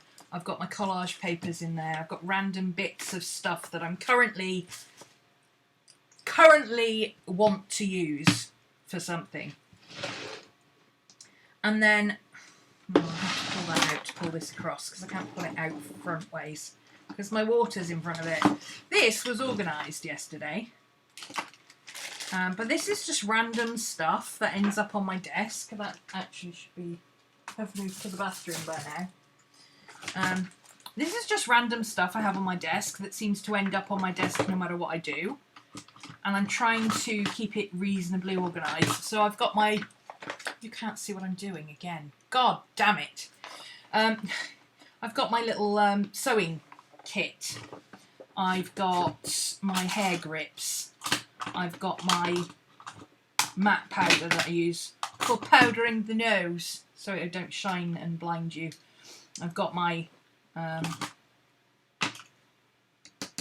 handy dandy sharpener. I've got my big sharpener up on top, but if I just need a sharpener to be able to grab to take with me, I don't use that one because if that tips up, I've got one of these, but if you tip it up, it all the shavings come out, so I like to keep that on the desk. It is a desk sharpener, so whereas this one, I just pick it up and chuck it in my bag as and when I want it. I've got my lip balms. And then I've got a stamp and some ink that I use regularly. I've got a glue stick. That probably should be in there, actually. Let's put all the paper in one. I've got some of these things. I was using those yesterday. They should be in there. A couple of pens and pencils. I've got my ink, my currently inked pencils that need to be kept sideways. That could go in there. I've got my studio headphones. I've got my little juice cube, which normally is in my handbag, but it's there so I remember to charge it so that if I ever get to leave the house again, I can, you know, take it with me. Charge it and remember to take it with me. These are, I bought these actually. You know how you go on Amazon and these Leuchtturm ones are like $3.99 each? I bought these for $4.99. There's 27 of them. 27? Where did I get 27 from? There's 25. Where did I get 27 from? There's 25. 5 of each colour. So there's orange, there's blue, there's brown, there's red, and there's black. 5 of each colour. $4.99. Bargain. Because I use those a lot. I've got my Apple pencil there. So all of that. And I put my clips on the front here. So all of that just sits in there, and when I need it, I pull it out, and when I don't, it sits under there. This, let's put that underneath so it doesn't keep flipping up. That goes in there. My cloth, which needs to go in the wash, actually. Actually, let's put it in the wash now. I've got another one here that I can use. Let's chuck it over there. I've literally got, you know, with those wicker baskets, like a laundry basket, I've got one of those on top of my thing over there. I've got my big desk here, I've got my computer desk here, I've got a set of drawers on the other side. The reason I've got it like that is because the drawers stop any draft in the winter coming through that door. So Maddie is quite happy down under here. She's sleeping on my feet at the moment. My feet are very, very warm. And it stops drafts cutting across my legs and things. It keeps it warmer. But I've put a laundry basket, a little wicker laundry basket on top of it. So anytime I have to, like, anything that needs to go to the kitchen, except like plates and stuff that I literally can't throw. But, you know, like this water bottle needs to be refilled, so that can go in the basket as well. And then, this is the clever part, when I get up and go to the kitchen, I'll look automatically at that basket and go, oh, I might as well take that with me. Into the kitchen it goes, and I can deal with it. Murph! Hi, Murph! Not seen you for a while. And then on top of those bits, I've just got random little bits and pieces. I do tend to eat my lunch at my desk, so I've got a thing of salt. Don't at me. I like salt on my jacket potatoes. I've got a little thing of paper clips. I keep doing that with it. It's kind of annoying. I need to do something better with it, I think. Maybe a bit bigger pot, perhaps. I've got some more ink pens. They do fit in there, but I've been using them this morning. I've got an extra charger because I always seem to need one of these. So I've got it there. My desktop pencil sharpener, which obviously I pull down when I need it. My little amethyst tree because it's pretty. My little witch should be there as well. Why isn't she there? Oh, she's in the window. And then I've got this, which I could do with not having this here. I could do with putting my hairbrush in there and then taking this off completely. When I put my drawers there, maybe I'll do that. But for now, it's got all the bits and pieces that I reach for regularly. And there's no rhyme or reason to it. There's like my punchy thing that I use for book binding. I've got my nail clippers, I've got a pair of scissors in there, I've got my Allen keys in there. I've currently also got, I don't know why this is in, oh, because I've got nowhere else to put it. Let's put it there. I've got my incense in there, I've got a new printer cartridge, and I need that soon, so I've put it in there so I don't lose it. You know, just all that kind of stuff. The tools for my silhouette. So all of that is in that little tray, just because it's handy to have it there. And that's it. Then I've got over this side, here, I've got my pile of books and stuff, which will eventually end up over there on the bookcase, where I don't need any of these out at the moment. My silhouette, which will be going over there next to my printer, and my water pots, which are just currently here. But if this wasn't here, then I would probably put those up there, out of the way. In fact, I would definitely do that because that clears all this space here. And there's my eraser that I was looking for earlier.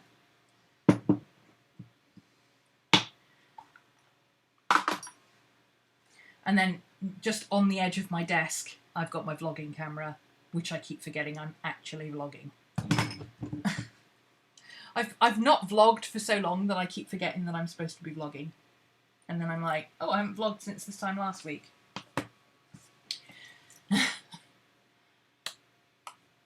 Burgess is great with ideas, but you've got to be able to put them together. She really does have some fantastic ideas, but wide PVC pipes work well on a slant if you attach them to a board to put pens on. Yeah, see, I don't have that kind of patience. Ooh! Thank you for the chat, Lisa. Ooh, an iced coffee. Oh, yes, please. This one's nearly finished. I would love a gingerbread latte. I'm going to... Tomorrow morning, I am calling RAC. I called them Monday, but they were really busy because there was a lot of people going back to work. And they said, is it essential that we come out to you today? And I said, no. And if you have to go to other people, that's fine. I'll call you back later in the week. Just tell me when. And she said, honestly, Thursday morning is our quietest time. So I'm gonna get up early tomorrow and call them at like 8 o'clock so that they can come and sort me out. And then I've got to drive the car for about an hour to charge it all up again. and get it all roadworthy and etc. And then I'll have freedom. But that's tomorrow morning. It's happening. I've been putting it off and putting it off and putting it off. So I will go, with the point being that I will go and stop at the Costa drive-through for my first iced coffee of ages. Thank you, Lisa. I'm DIYing home coffee at the moment. Iced coffee at the moment. I need to do my nails, but I keep moving stuff around. I just painted these yesterday again, and look at the state of them. Yeah, I don't have the patience for DIY. Roguivering, because I already have all the stuff and I want to see if I can do it, that's different. But when it comes to actually building furniture and stuff, I'm like, dude, this is why there are things called furniture stores. Okay. If I want a shelving unit, I'm going to go and buy shelves. I'm not going to roguiver together out of an old tree house a whole load of shelves and finagle them up on the wall. That's not me. I'll just go and buy a bookcase.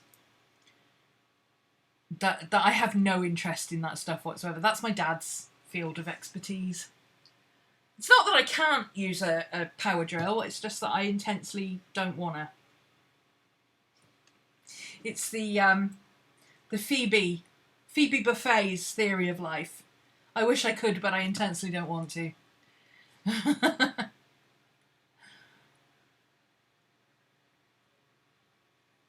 You have the ideas but not the know-how. Well, you've got Jack. You don't need to have the know-how. If you've got a man about the house, that's what they're for. They're supposed to be born with all this knowledge of how power tools and stuff work, aren't they? That was tongue-in-cheek, by the way, in case you're wondering. There's plenty of girls capable of wielding power tools, and there's plenty of boys who don't know one end of a drill from the other, so don't at me. I know how to use power tools, I just don't want to. Don't think you have crystal light in the UK, but I've made a pencil pen thing very cheaply by stacking and gluing them together. Now, see, that would be interesting. You know, can we do this? Can we do that? Absolutely, that would be interesting. But actually building a set of shelves, I'm like, no. There are videos of people taking flat packs of IKEA items and making them into something completely different. But not as good as a roguiver session. See, I can understand people doing that. That would be interesting. But I don't have the will or patience to do it. I would happily watch somebody else do it. But I'm not interested in doing it myself.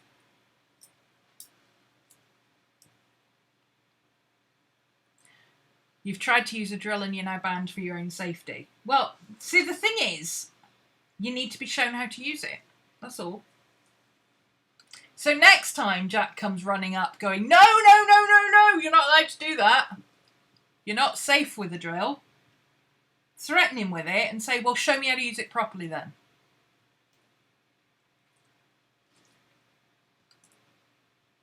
That's what I did.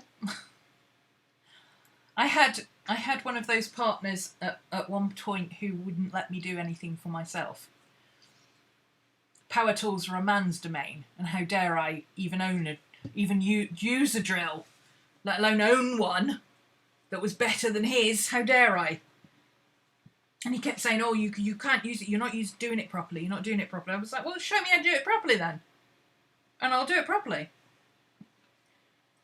Read your way. Now I do it my way, because I'm like, you know what? I'm not dangerous with power tools. I know what I'm doing. I'm careful. Measure twice, cut once. In my case, measure 3 times, because even if you measure twice, there's a good chance you did it wrong the first time. For Jack's safety, I'm not okay to point it at someone and pull the trigger and giggle. Well, you can, as long as it's not plugged into anything.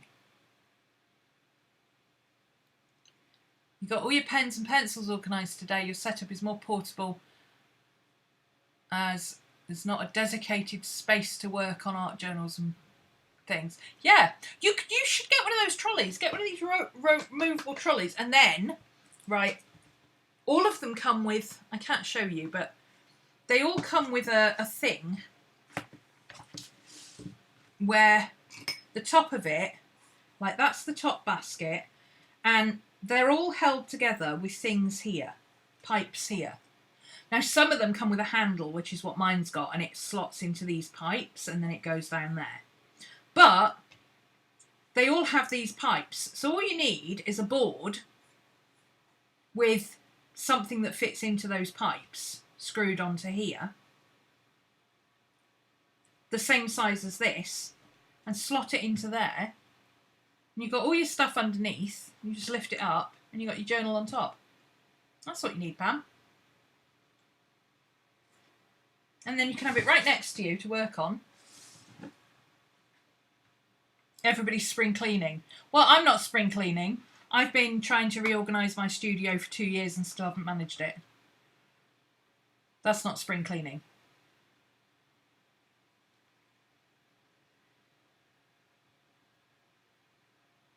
Your grandfather's always moody when they get stuff from IKEA because you won't let him touch it. He wants to be the man and put things together. Oh yeah, they want to be the man and put things together, but they do not follow instructions. And guess what? If you don't follow instructions with IKEA furniture, it doesn't stay together. The only way to build rock solid IKEA furniture is to follow the instructions. You try and MacGyver it, the minute you put anything on top of it, all the shelves come off. Ask me how I know. If you want to put something together that should never, ever, ever come apart again, you get my dad to do it. Because my dad is the only person I know who puts IKEA furniture together with wood glue.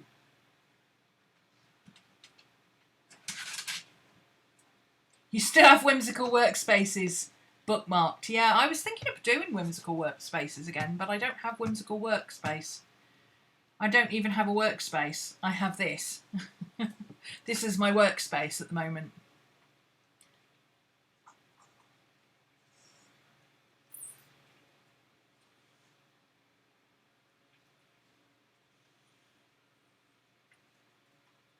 I don't think there is a way to get art materials just right, and the reason is because you don't just have a few things that you use, especially if you're mixed media. There is no way of having everything exactly how you want it unless you are extremely minimalist. I am trying to pare down, but I am never going to be minimalist. I am always going to have at least 3 of these around the room in different states of chaos with different stuff in it that's all collage material. Because that's how I work. But that's okay with me, because the stuff that I've got in here is not stuff that I would use when I'm sat over there.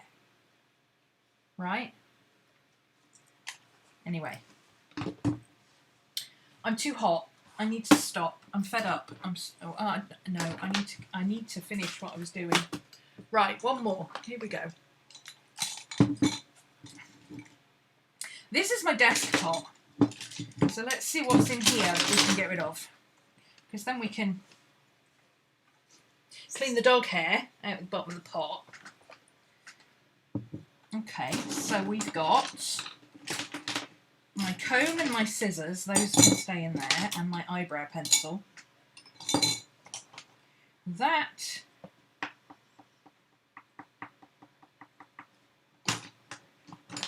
and that are brown, and they are permanent. Those are Inktense pencils. They should be with the Inktense pencils together. Oh, this is more complicated than I thought. Okay, come on. Black, black, black, black, black, black, black, black, black, black, black, black.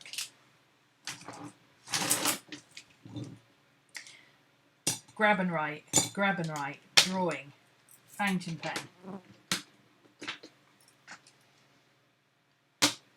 black pen, grab and write. I have millions of these, so I tend to have one in every pot. Grab and write. That should be with my Crayolas. Drawing pens, drawing pen,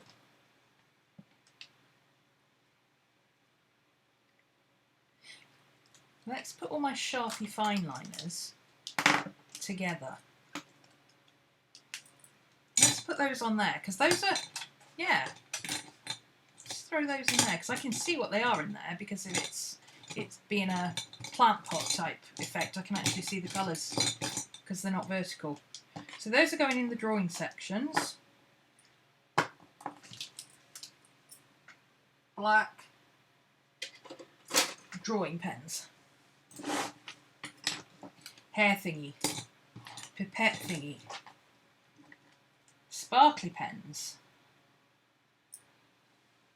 I've got one in there. So these can go in my metallics. Grab and write friction, metallic. Grab and paint, nail file, red pen, random red pen, random blue pen, random pencil. Charisma oh, I miss you, Charisma. Back in the days when Prismacolor was owned by Beryl, and they were made in Australia, and they were amazing, and I used them all up. But I had several of this colour because they're violet, and I've always liked this colour. That can go in my... It's too soft for drawing with, so it's going to have to go in my blue. My cool colours for colouring. Okay. So what's in here? Pencils, pencils, pencils, pencils, pencil, pencil, pencil, colour pencil, Coloraze type, grab and go pencil, grab and go pencil, grab and go eraser, drawing pencils. Ha! Drawing pencils, grab and go.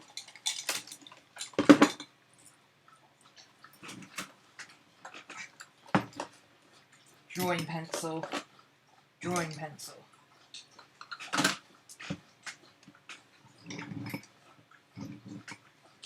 Drawing pen, drawing pen.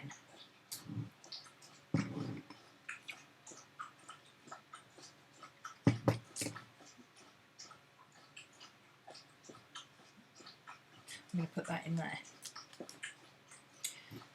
Okay. So I got grab and go pens, and I got my drawing pencils.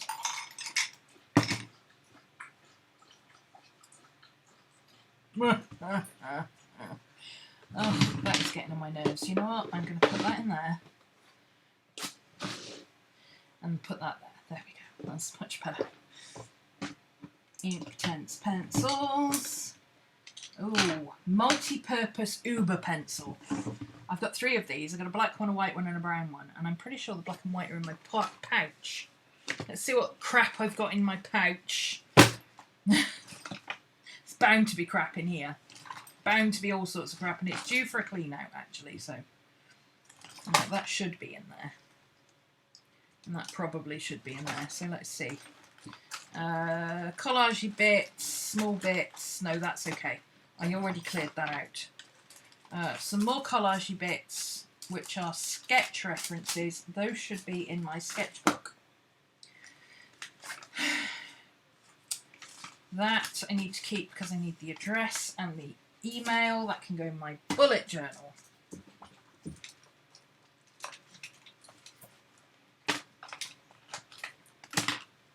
Leads and stuff.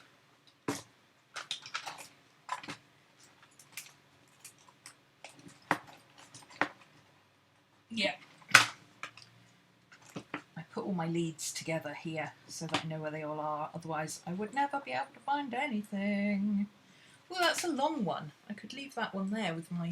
I'll put that one taped together with my...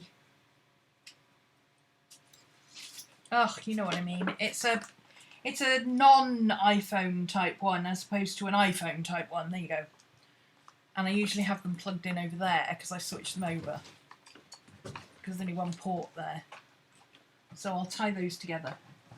I've even got a little thing here that I can do it with. Look at that.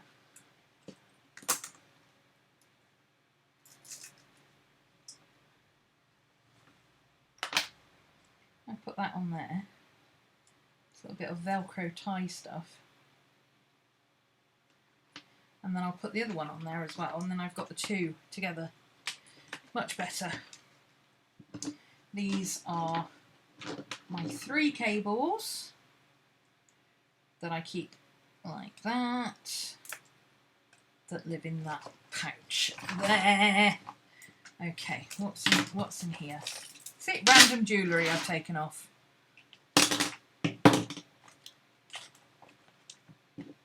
Maybe the pouch bit was not the best bit to start with. Random tarot cards, random pens, more random jewellery that I've taken off, my concealer that I was looking for earlier, that can go in my, actually most of my makeup is over there, so I'll put it with that. Okay, so I don't know what's in here, but whatever it is, it shouldn't be, because this should be in there, like that. So I've got my leads and my leads and my cards and my tripod live in there. I'm just putting it in there. I'll take it off and put it back on my camera in a minute, but it lives in here, so I want to make sure it fits. My stencils, which I haven't actually used since I put them in here, so they're probably not in the right place. I probably need to put them somewhere else. I just don't pick stencils up very often, but every time I look at them and I go, oh, I should use those. You know what? I'm going to put them in here. Because that, when I'm planning, is probably when I would use them more than anything else. And this is all my post-its and stuff for planning. So let's try putting it in there and see if I use it more. If I don't, it can go. Brown liner. I don't think I've used this since I put it in here. I put it in here so I would use it. And I don't use it. So that can go in back into my brown set. When I say I don't use it, I mean I haven't used it since I put it in here. It doesn't mean I don't use it ever. I do use it because sometimes I need a brown liner. Scissors, always using those. Small pencil, mechanical pencil, always using that.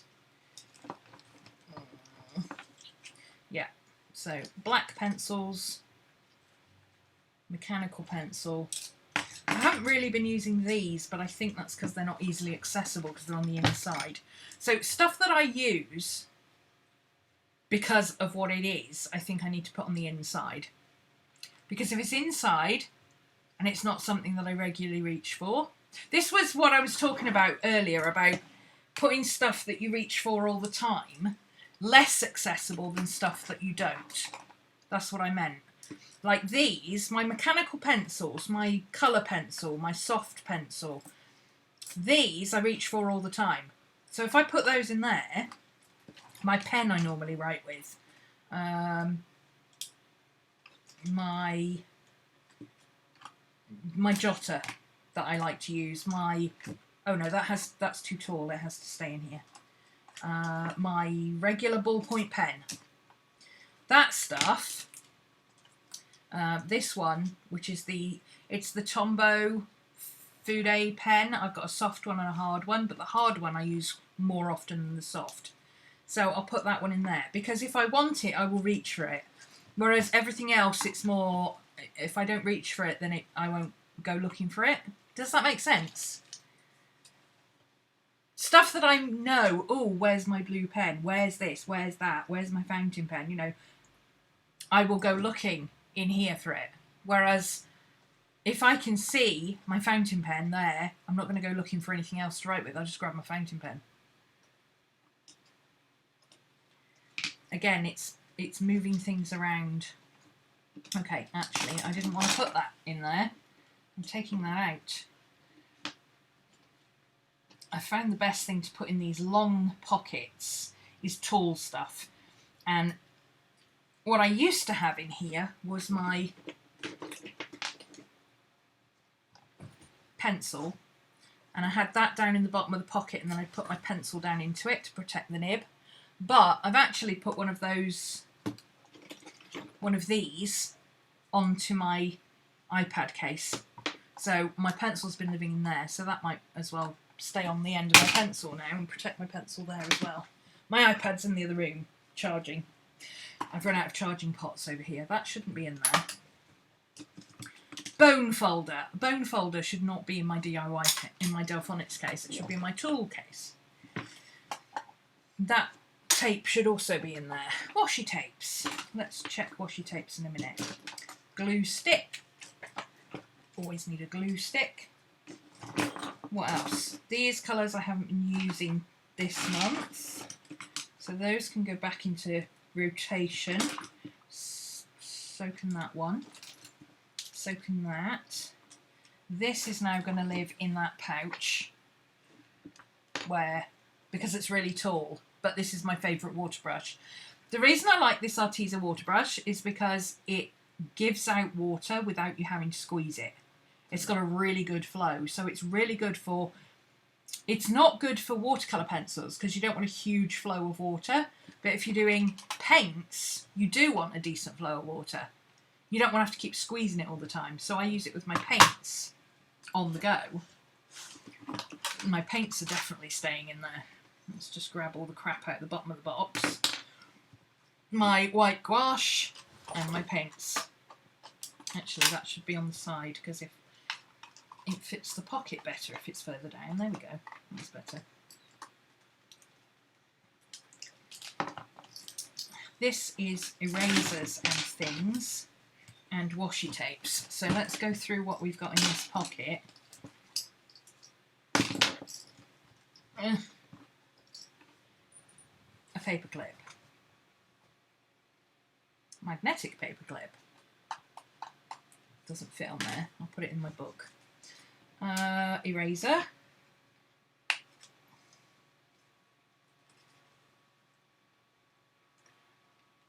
Eraser. Needed eraser. I don't carry two erasers around for the sake of it. I've got a needed eraser and I've got a plain eraser.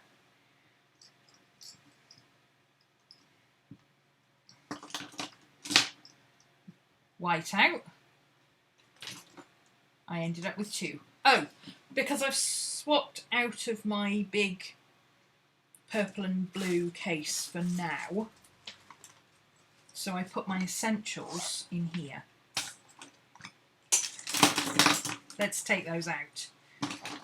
Essential scissors, essential glue stick, highlighter thingy, not highlighter, eraser thingy,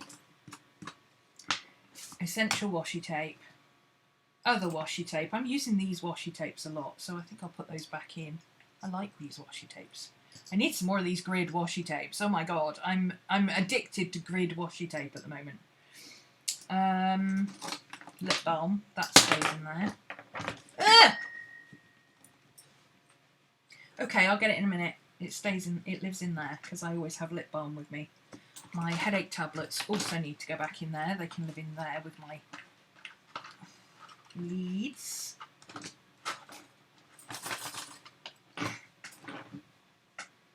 These are my little baby pencils, which I use a lot. Portrait colours. I've got all my washi tapes here on these little things, and that goes in there like that, and then it doesn't. It's just on a clip pin on one of these jump rings. You know what? I'm going to keep that one on my desk because I do like wide washi, but it doesn't fit in this pocket very well. I've got my little mini stapler. Is this not the most adorable teeny tiny little stapler you've ever seen? Oh, it needs new staples. I've got some in my refill box over there. I think that's what I thought last time.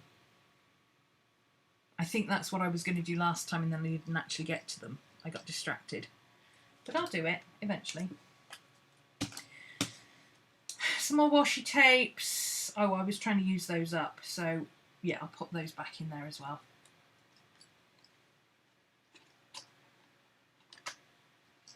Okie dokie, let's pull all this crap out and see what's in here.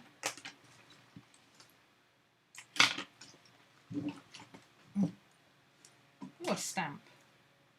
That should be in my collage box.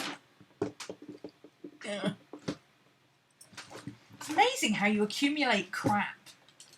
And it's not even crap. I accumulate crap that I don't even use very often. Like, I'll use something once and instead of just it going back where it came from, it will end up in here. Stickers, those should just be in the back there. My manual for my digital camera, I don't think I need that anymore with me, so I'll chuck that in my collage box for now so I know where it is. My note from Katie, my NFLs, I don't really need those in there, do I?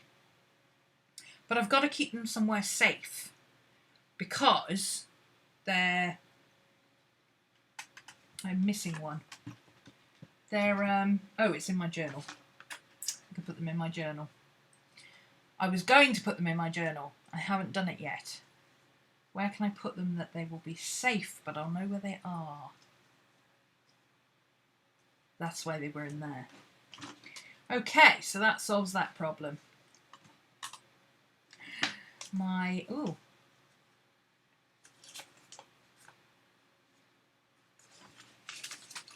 Gosh, how old is this one?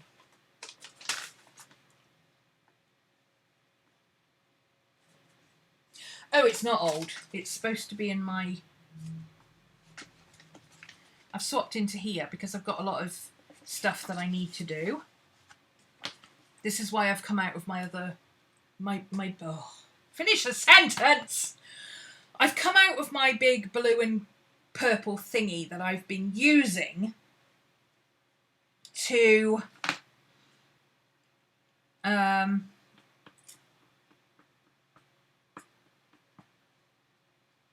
for One Book July. The one I was using One Book July, which is why I've got an essentials pouch now, because I'm in my sketchbook at the moment.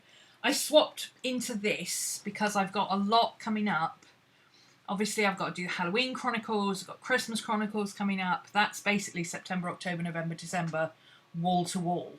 So I need something with dates. So I've moved into this for my bullet journal, or I've moved back into this for my bullet journal. I'm quite happy switching and moving around. And then because I'm probably not going to have time to junk journal, I'm not really going to have time to do ordinary, proper journaling. And I haven't really bothered in the last 6 months. Again, it's a summer thing. I don't tend to do stuff like that over the summer. I do it in the winter because in my head, my journaler head, I have this idea of curling up in a cosy armchair with the fire on by candlelight with my big comfy jumper and my hot chocolate and journaling the evening away. That's what I do.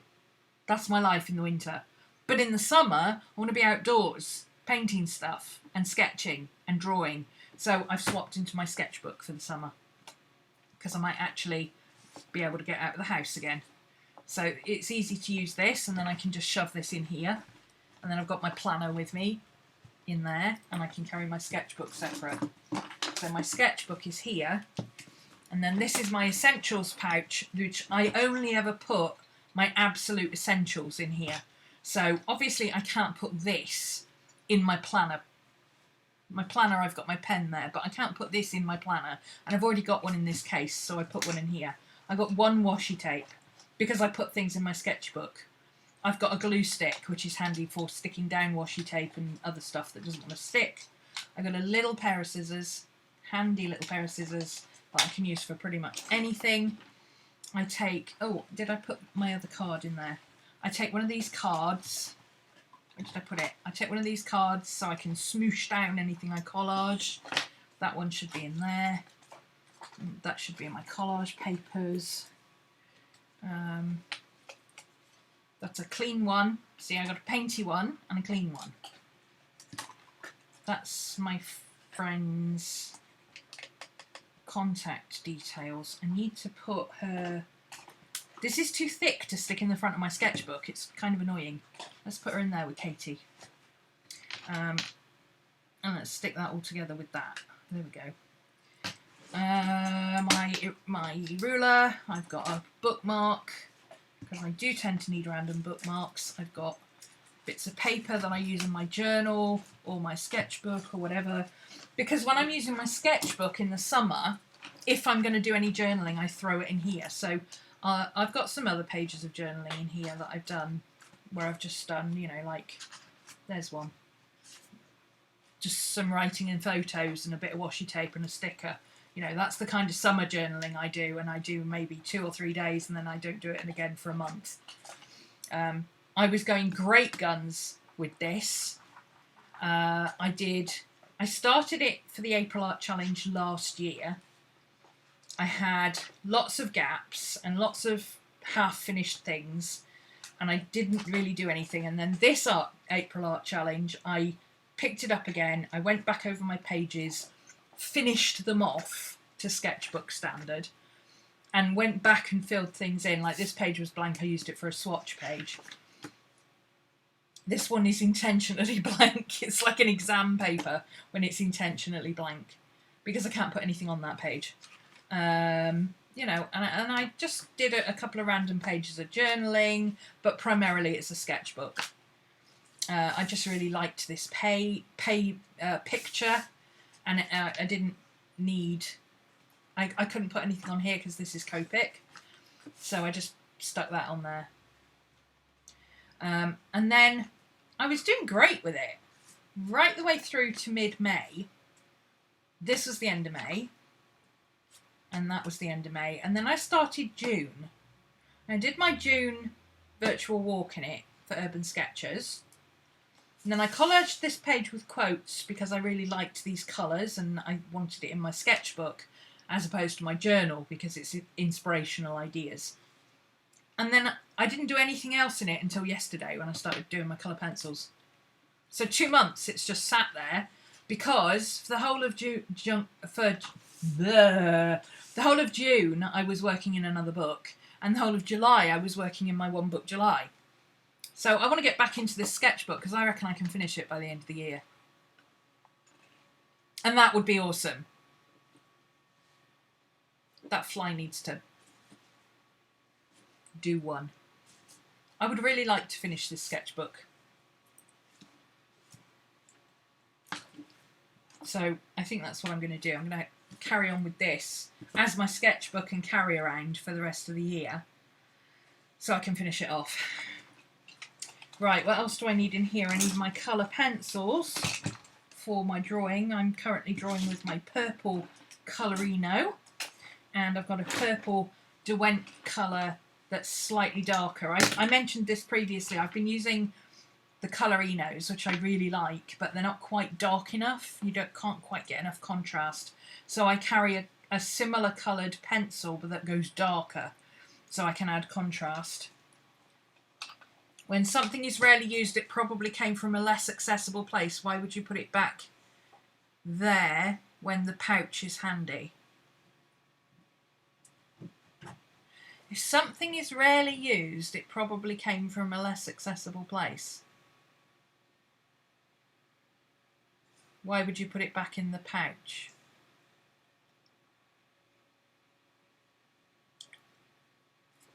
I'm not following. Sorry, I think I missed something there.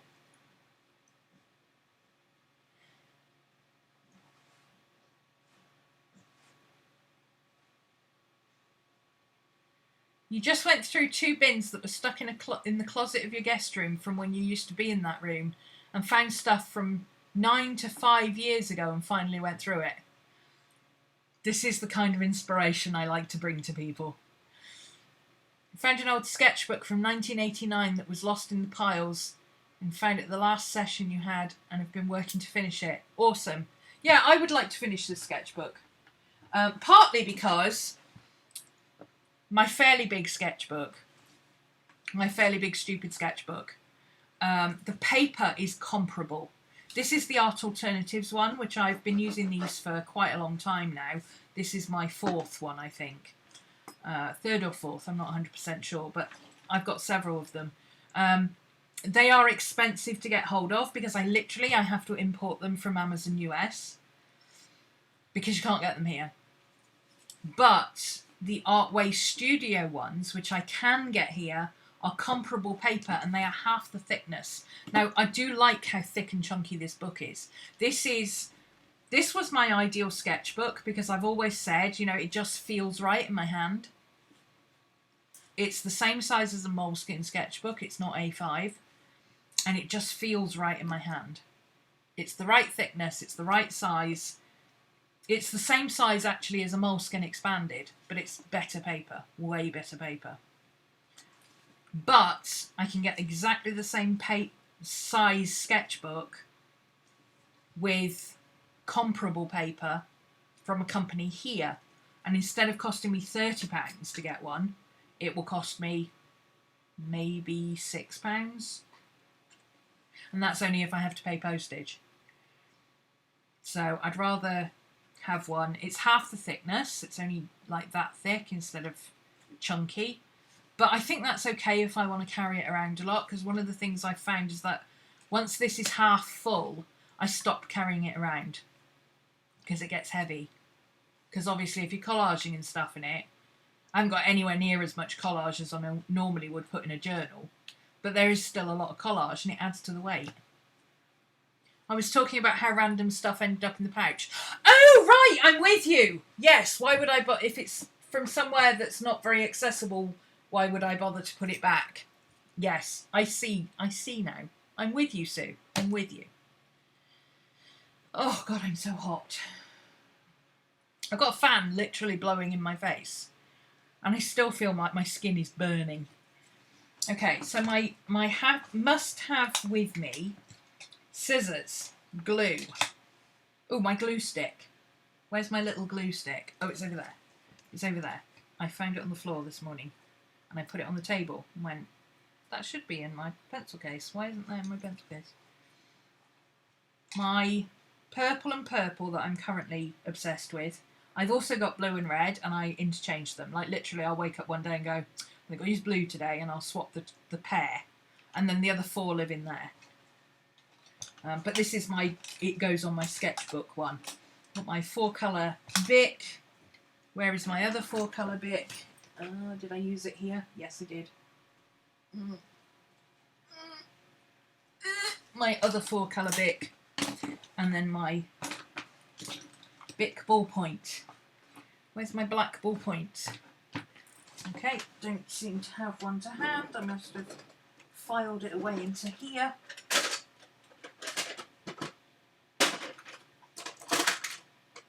Black pens. Black ballpoint. There we go. I always have my 4 set and my black one because if I need to fill a large area, it's easier to use this one because this one is a much bigger point than this one. This is more of a writing point. This is more of a colouring point. So I actually physically sketch with this one and I colour with this one. Drawing pen. Multi-pen. Ooh, multi-pens. Oh, there's the white one. There's the brown one. Where's the black one? Where's the black one? Where's the baby? There he is! What's that from? What's that from? Where's the baby? There he is. It's an animated movie, so it's got to be either Ice Age or Monsters, Inc. It's Ice Age, isn't it? It's the saber-toothed tiger. Where's the baby? There he is. Because Monsters, Inc. is Boo when he goes, Boo. I'm a nerd.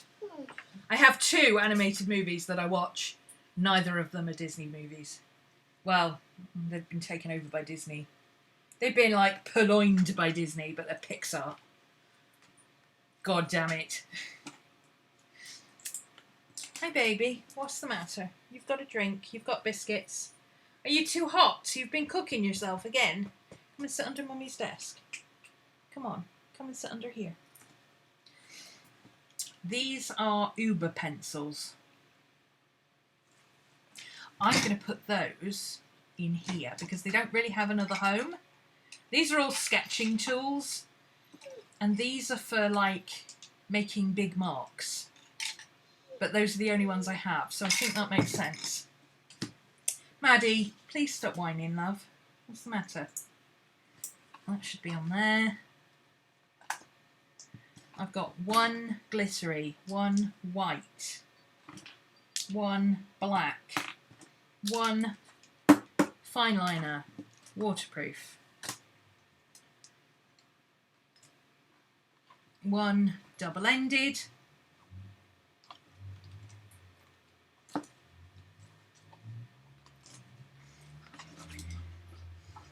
let's put these ballpoint colours on the outside because I don't very often reach for these because I forget I've got them. Actually, no, I've just got a really good idea.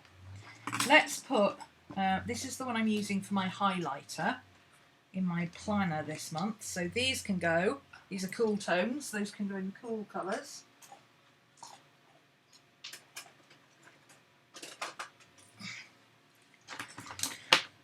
These, I forget I've got these colours because it never occurs to me to think, hang on a minute, Bics now come in teal and dark brown and orange and gold. It never occurs to me because they never used to have these colours. So, we put these in my sketching essentials with my 4-colour Bics. I think that makes more sense because when I go, what colour shall I sketch with, I'll go, ooh, I have hardly ever used this one. Let's use that one. See, there is method and logic in my madness. I promise. I do use these for cover-ups. These are my craft sticky notes and my black sticky notes. I always have a few in here.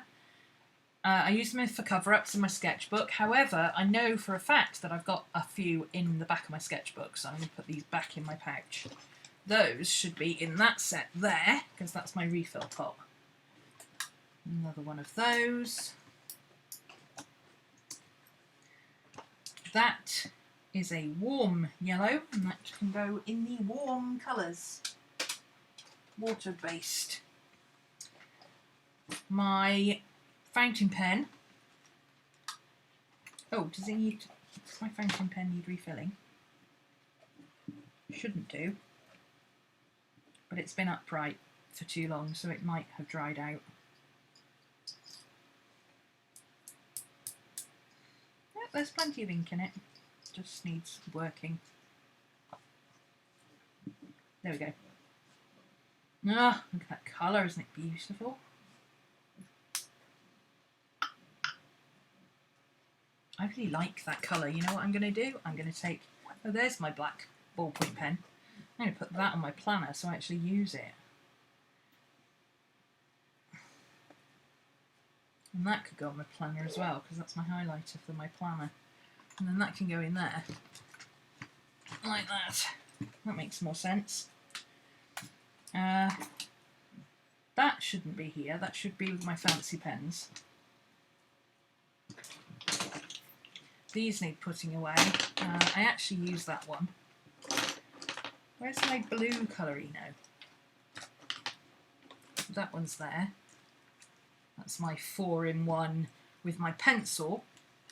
That's my extra fine 4-in-1, which is the Hobonichi pen.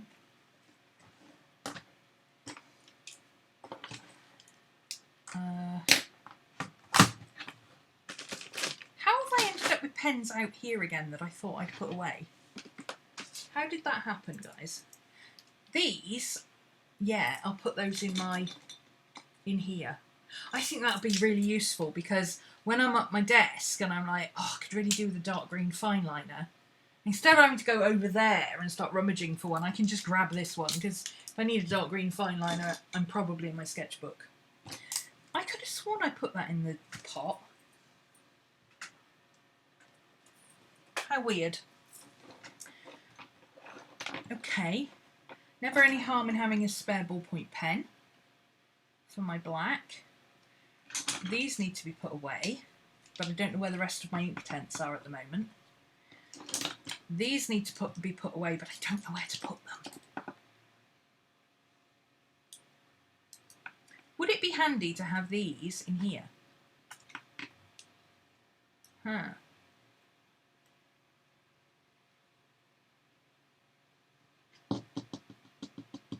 It might be, actually. Let's put them there and see if I use them more.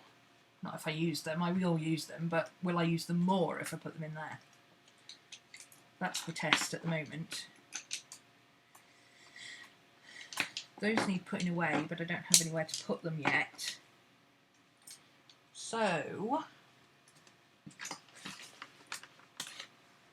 there's another one of those. I like the bright green ones because they're easy to find, whereas the black ones, look at this. You can't see the black one. Oh, but the bright green ones, they stand out.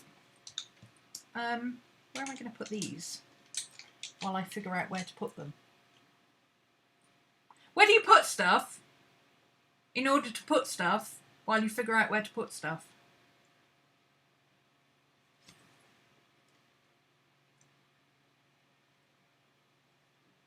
I've got a spare water pot here, I'll put them in there. Because then it'll bug me that I can't use my water pot, so I'll actually get around to putting them away. That's your story and you're sticking to it. What is my story and I'm sticking to it? You got to remember, guys, there's a lag of about 2.5 minutes between what I say and what you hear. So by the time you've heard it and responded, it's like a 5-minute gap. I've slept since then, okay? I have no idea. This is all...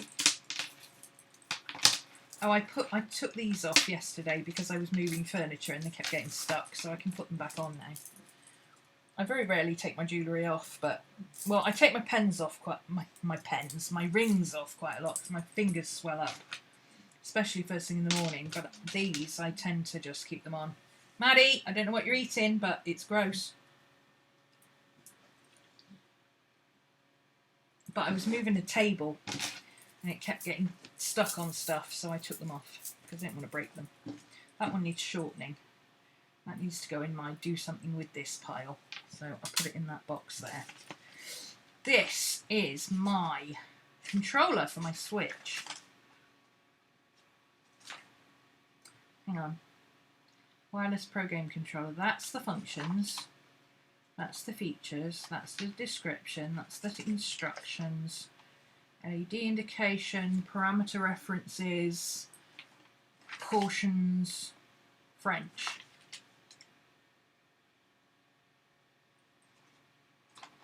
I don't actually need that. That can go in the recycle bin. Which one's recycling? That's recycling. There we go. Oh, my tarot reading. Did I wrap my tarot reading up? I think I did. Did I do it in class the other day, guys? I think I did, didn't I? Let me just double check. I know I wrote it out, but did I put my cards? Yes, I did. So, ooh, where's my jotter? I chucked my jotter in here, didn't I? Did I? Yeah, there he is. He's tiny, you see. So instead, I'm going to put him in here. Because it's handy to have a pen in here. And it's even handier if it's one that doesn't come out. There we go. So these can go back in my cards. Because I've already done those. And that can go in my cards there. My Oracle deck. That can go there for now. They're going to go up on the shelf, and I'll just keep the ones that I'm using down here. Well, that works. Woo! Thank you, WJ. West Coast Jean. That's very sweet of you. Thank you. I'll get myself a coffee. More coffee. Thank you for using Super Chat. We do have Super Chat. If you want, anybody wants to make a donation. Donations currently going towards... What are they going towards now? I can't remember. They were going towards my vlogging camera, which I now have, but I keep forgetting to vlog. I suck at vlogging, guys. I really do. I don't know how people remember to keep picking up their vlogging camera. Do they literally walk around with it in their hand all the time?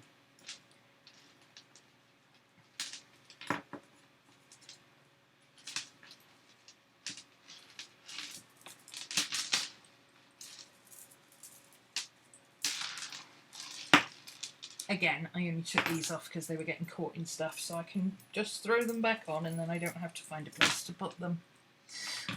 My rings live on here. These big ones that hang off, I throw my rings on here and then I know where they are. And then this pencil case, if you're wondering why I'm using another pencil case, this one tends to sit on my desk. And if I'm going to sketch, I'll take it with me or whatever. That actually could go in that. You know what? Oh, packaging drives me insane, man. Maximum recycling. Okay. Packaging takes up so much space. Okay. Now I think we're done. I need to wash my cloth because that'll go back in there.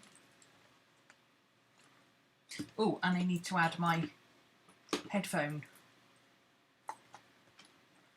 No, I don't, because it's the same ending as that, so I can leave that one in there. Okay, that'll live in my tool cart. Yeah, for anyone wondering why I was doing this separate, it's because this goes on there, and because my sketchbook doesn't have a band, this keeps my sketchbook together. It's really handy. So if you've got like one of these little foam or material pencil cases, put a little bit of elastic on. I mean, this one has actually got a whole thing on it because it fits an A4 notebook as well. But this one, if you tighten it up there, you could just put a single piece of elastic, and then any book that doesn't have a closure on it, you can just slip it over like that. Handy, huh? No such thing as too much coffee. There is no such thing as too much coffee. Keep saying you're going to start vlogging. That was 2 years ago. I've been saying I vlog for, the best part of 8 years. And I think I've got a whopping 30 or so vlogs to show for it. I'm alright if I'm going out doing something, but when I'm sat at my desk, my brain tends to be, am I filming this or not? And if I'm filming it, I tend to be filming it with this camera for a reason, and it doesn't tend to be because I'm vlogging it. I forget to vlog. I suck at vlogging.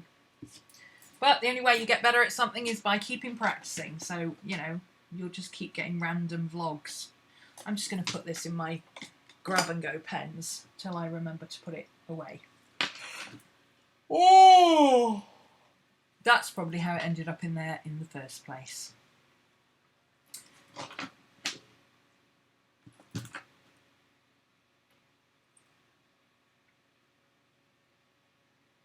Yeah, I think I'm done. I've had enough now. Like, yeah, I just want to sit and sketch something now and watch TV, YouTube, whatever. Yeah, I think I'm done for the day. So I'm going to stop there. Thank you for joining me. I hope my reorganising has given you some ideas of what you could do with your reorganising. Hopefully. And I will let you know how my reorganising works for me next week. I'm going to... I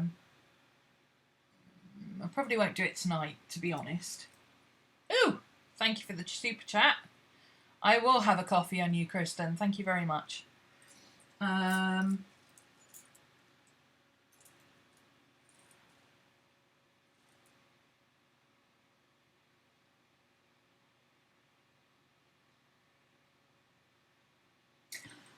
I need to sit and think about how I want to arrange that and what I can sensibly put up there. And what I can sensibly put here. Because the reality of the situation is, although I write with my right hand and I draw with my right hand, I'm a lefty. I have to have everything this side. I'm wondering if I should get my other little table and put it there and then put this over here. Or underneath the table. Oh, I could put it underneath the table.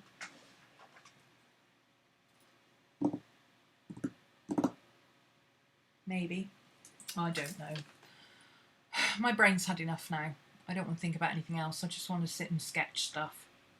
I forgot, guys, I completely forgot that I haven't done my 6 character challenge yet. You know, the one that everybody was doing that's like, you're cleaning while you watch me because you have to be ready for YouTube. Excellent. So when I finish mine, I'll be able to come and watch you while I do my stuff. That works. The advantage of StreamYard, you don't have anyone else to stream with, so it's never something you looked into. StreamYard? What's StreamYard? Oh, multi people streaming. Yeah, I don't play well with others. I mean, I could stream with Katie, but we don't really have anything we could stream together anyway, so. I don't play well with others. That's why I work on my own. The minute you put me with somebody else, I get bossy and everything has to be my way. And it tends to annoy people.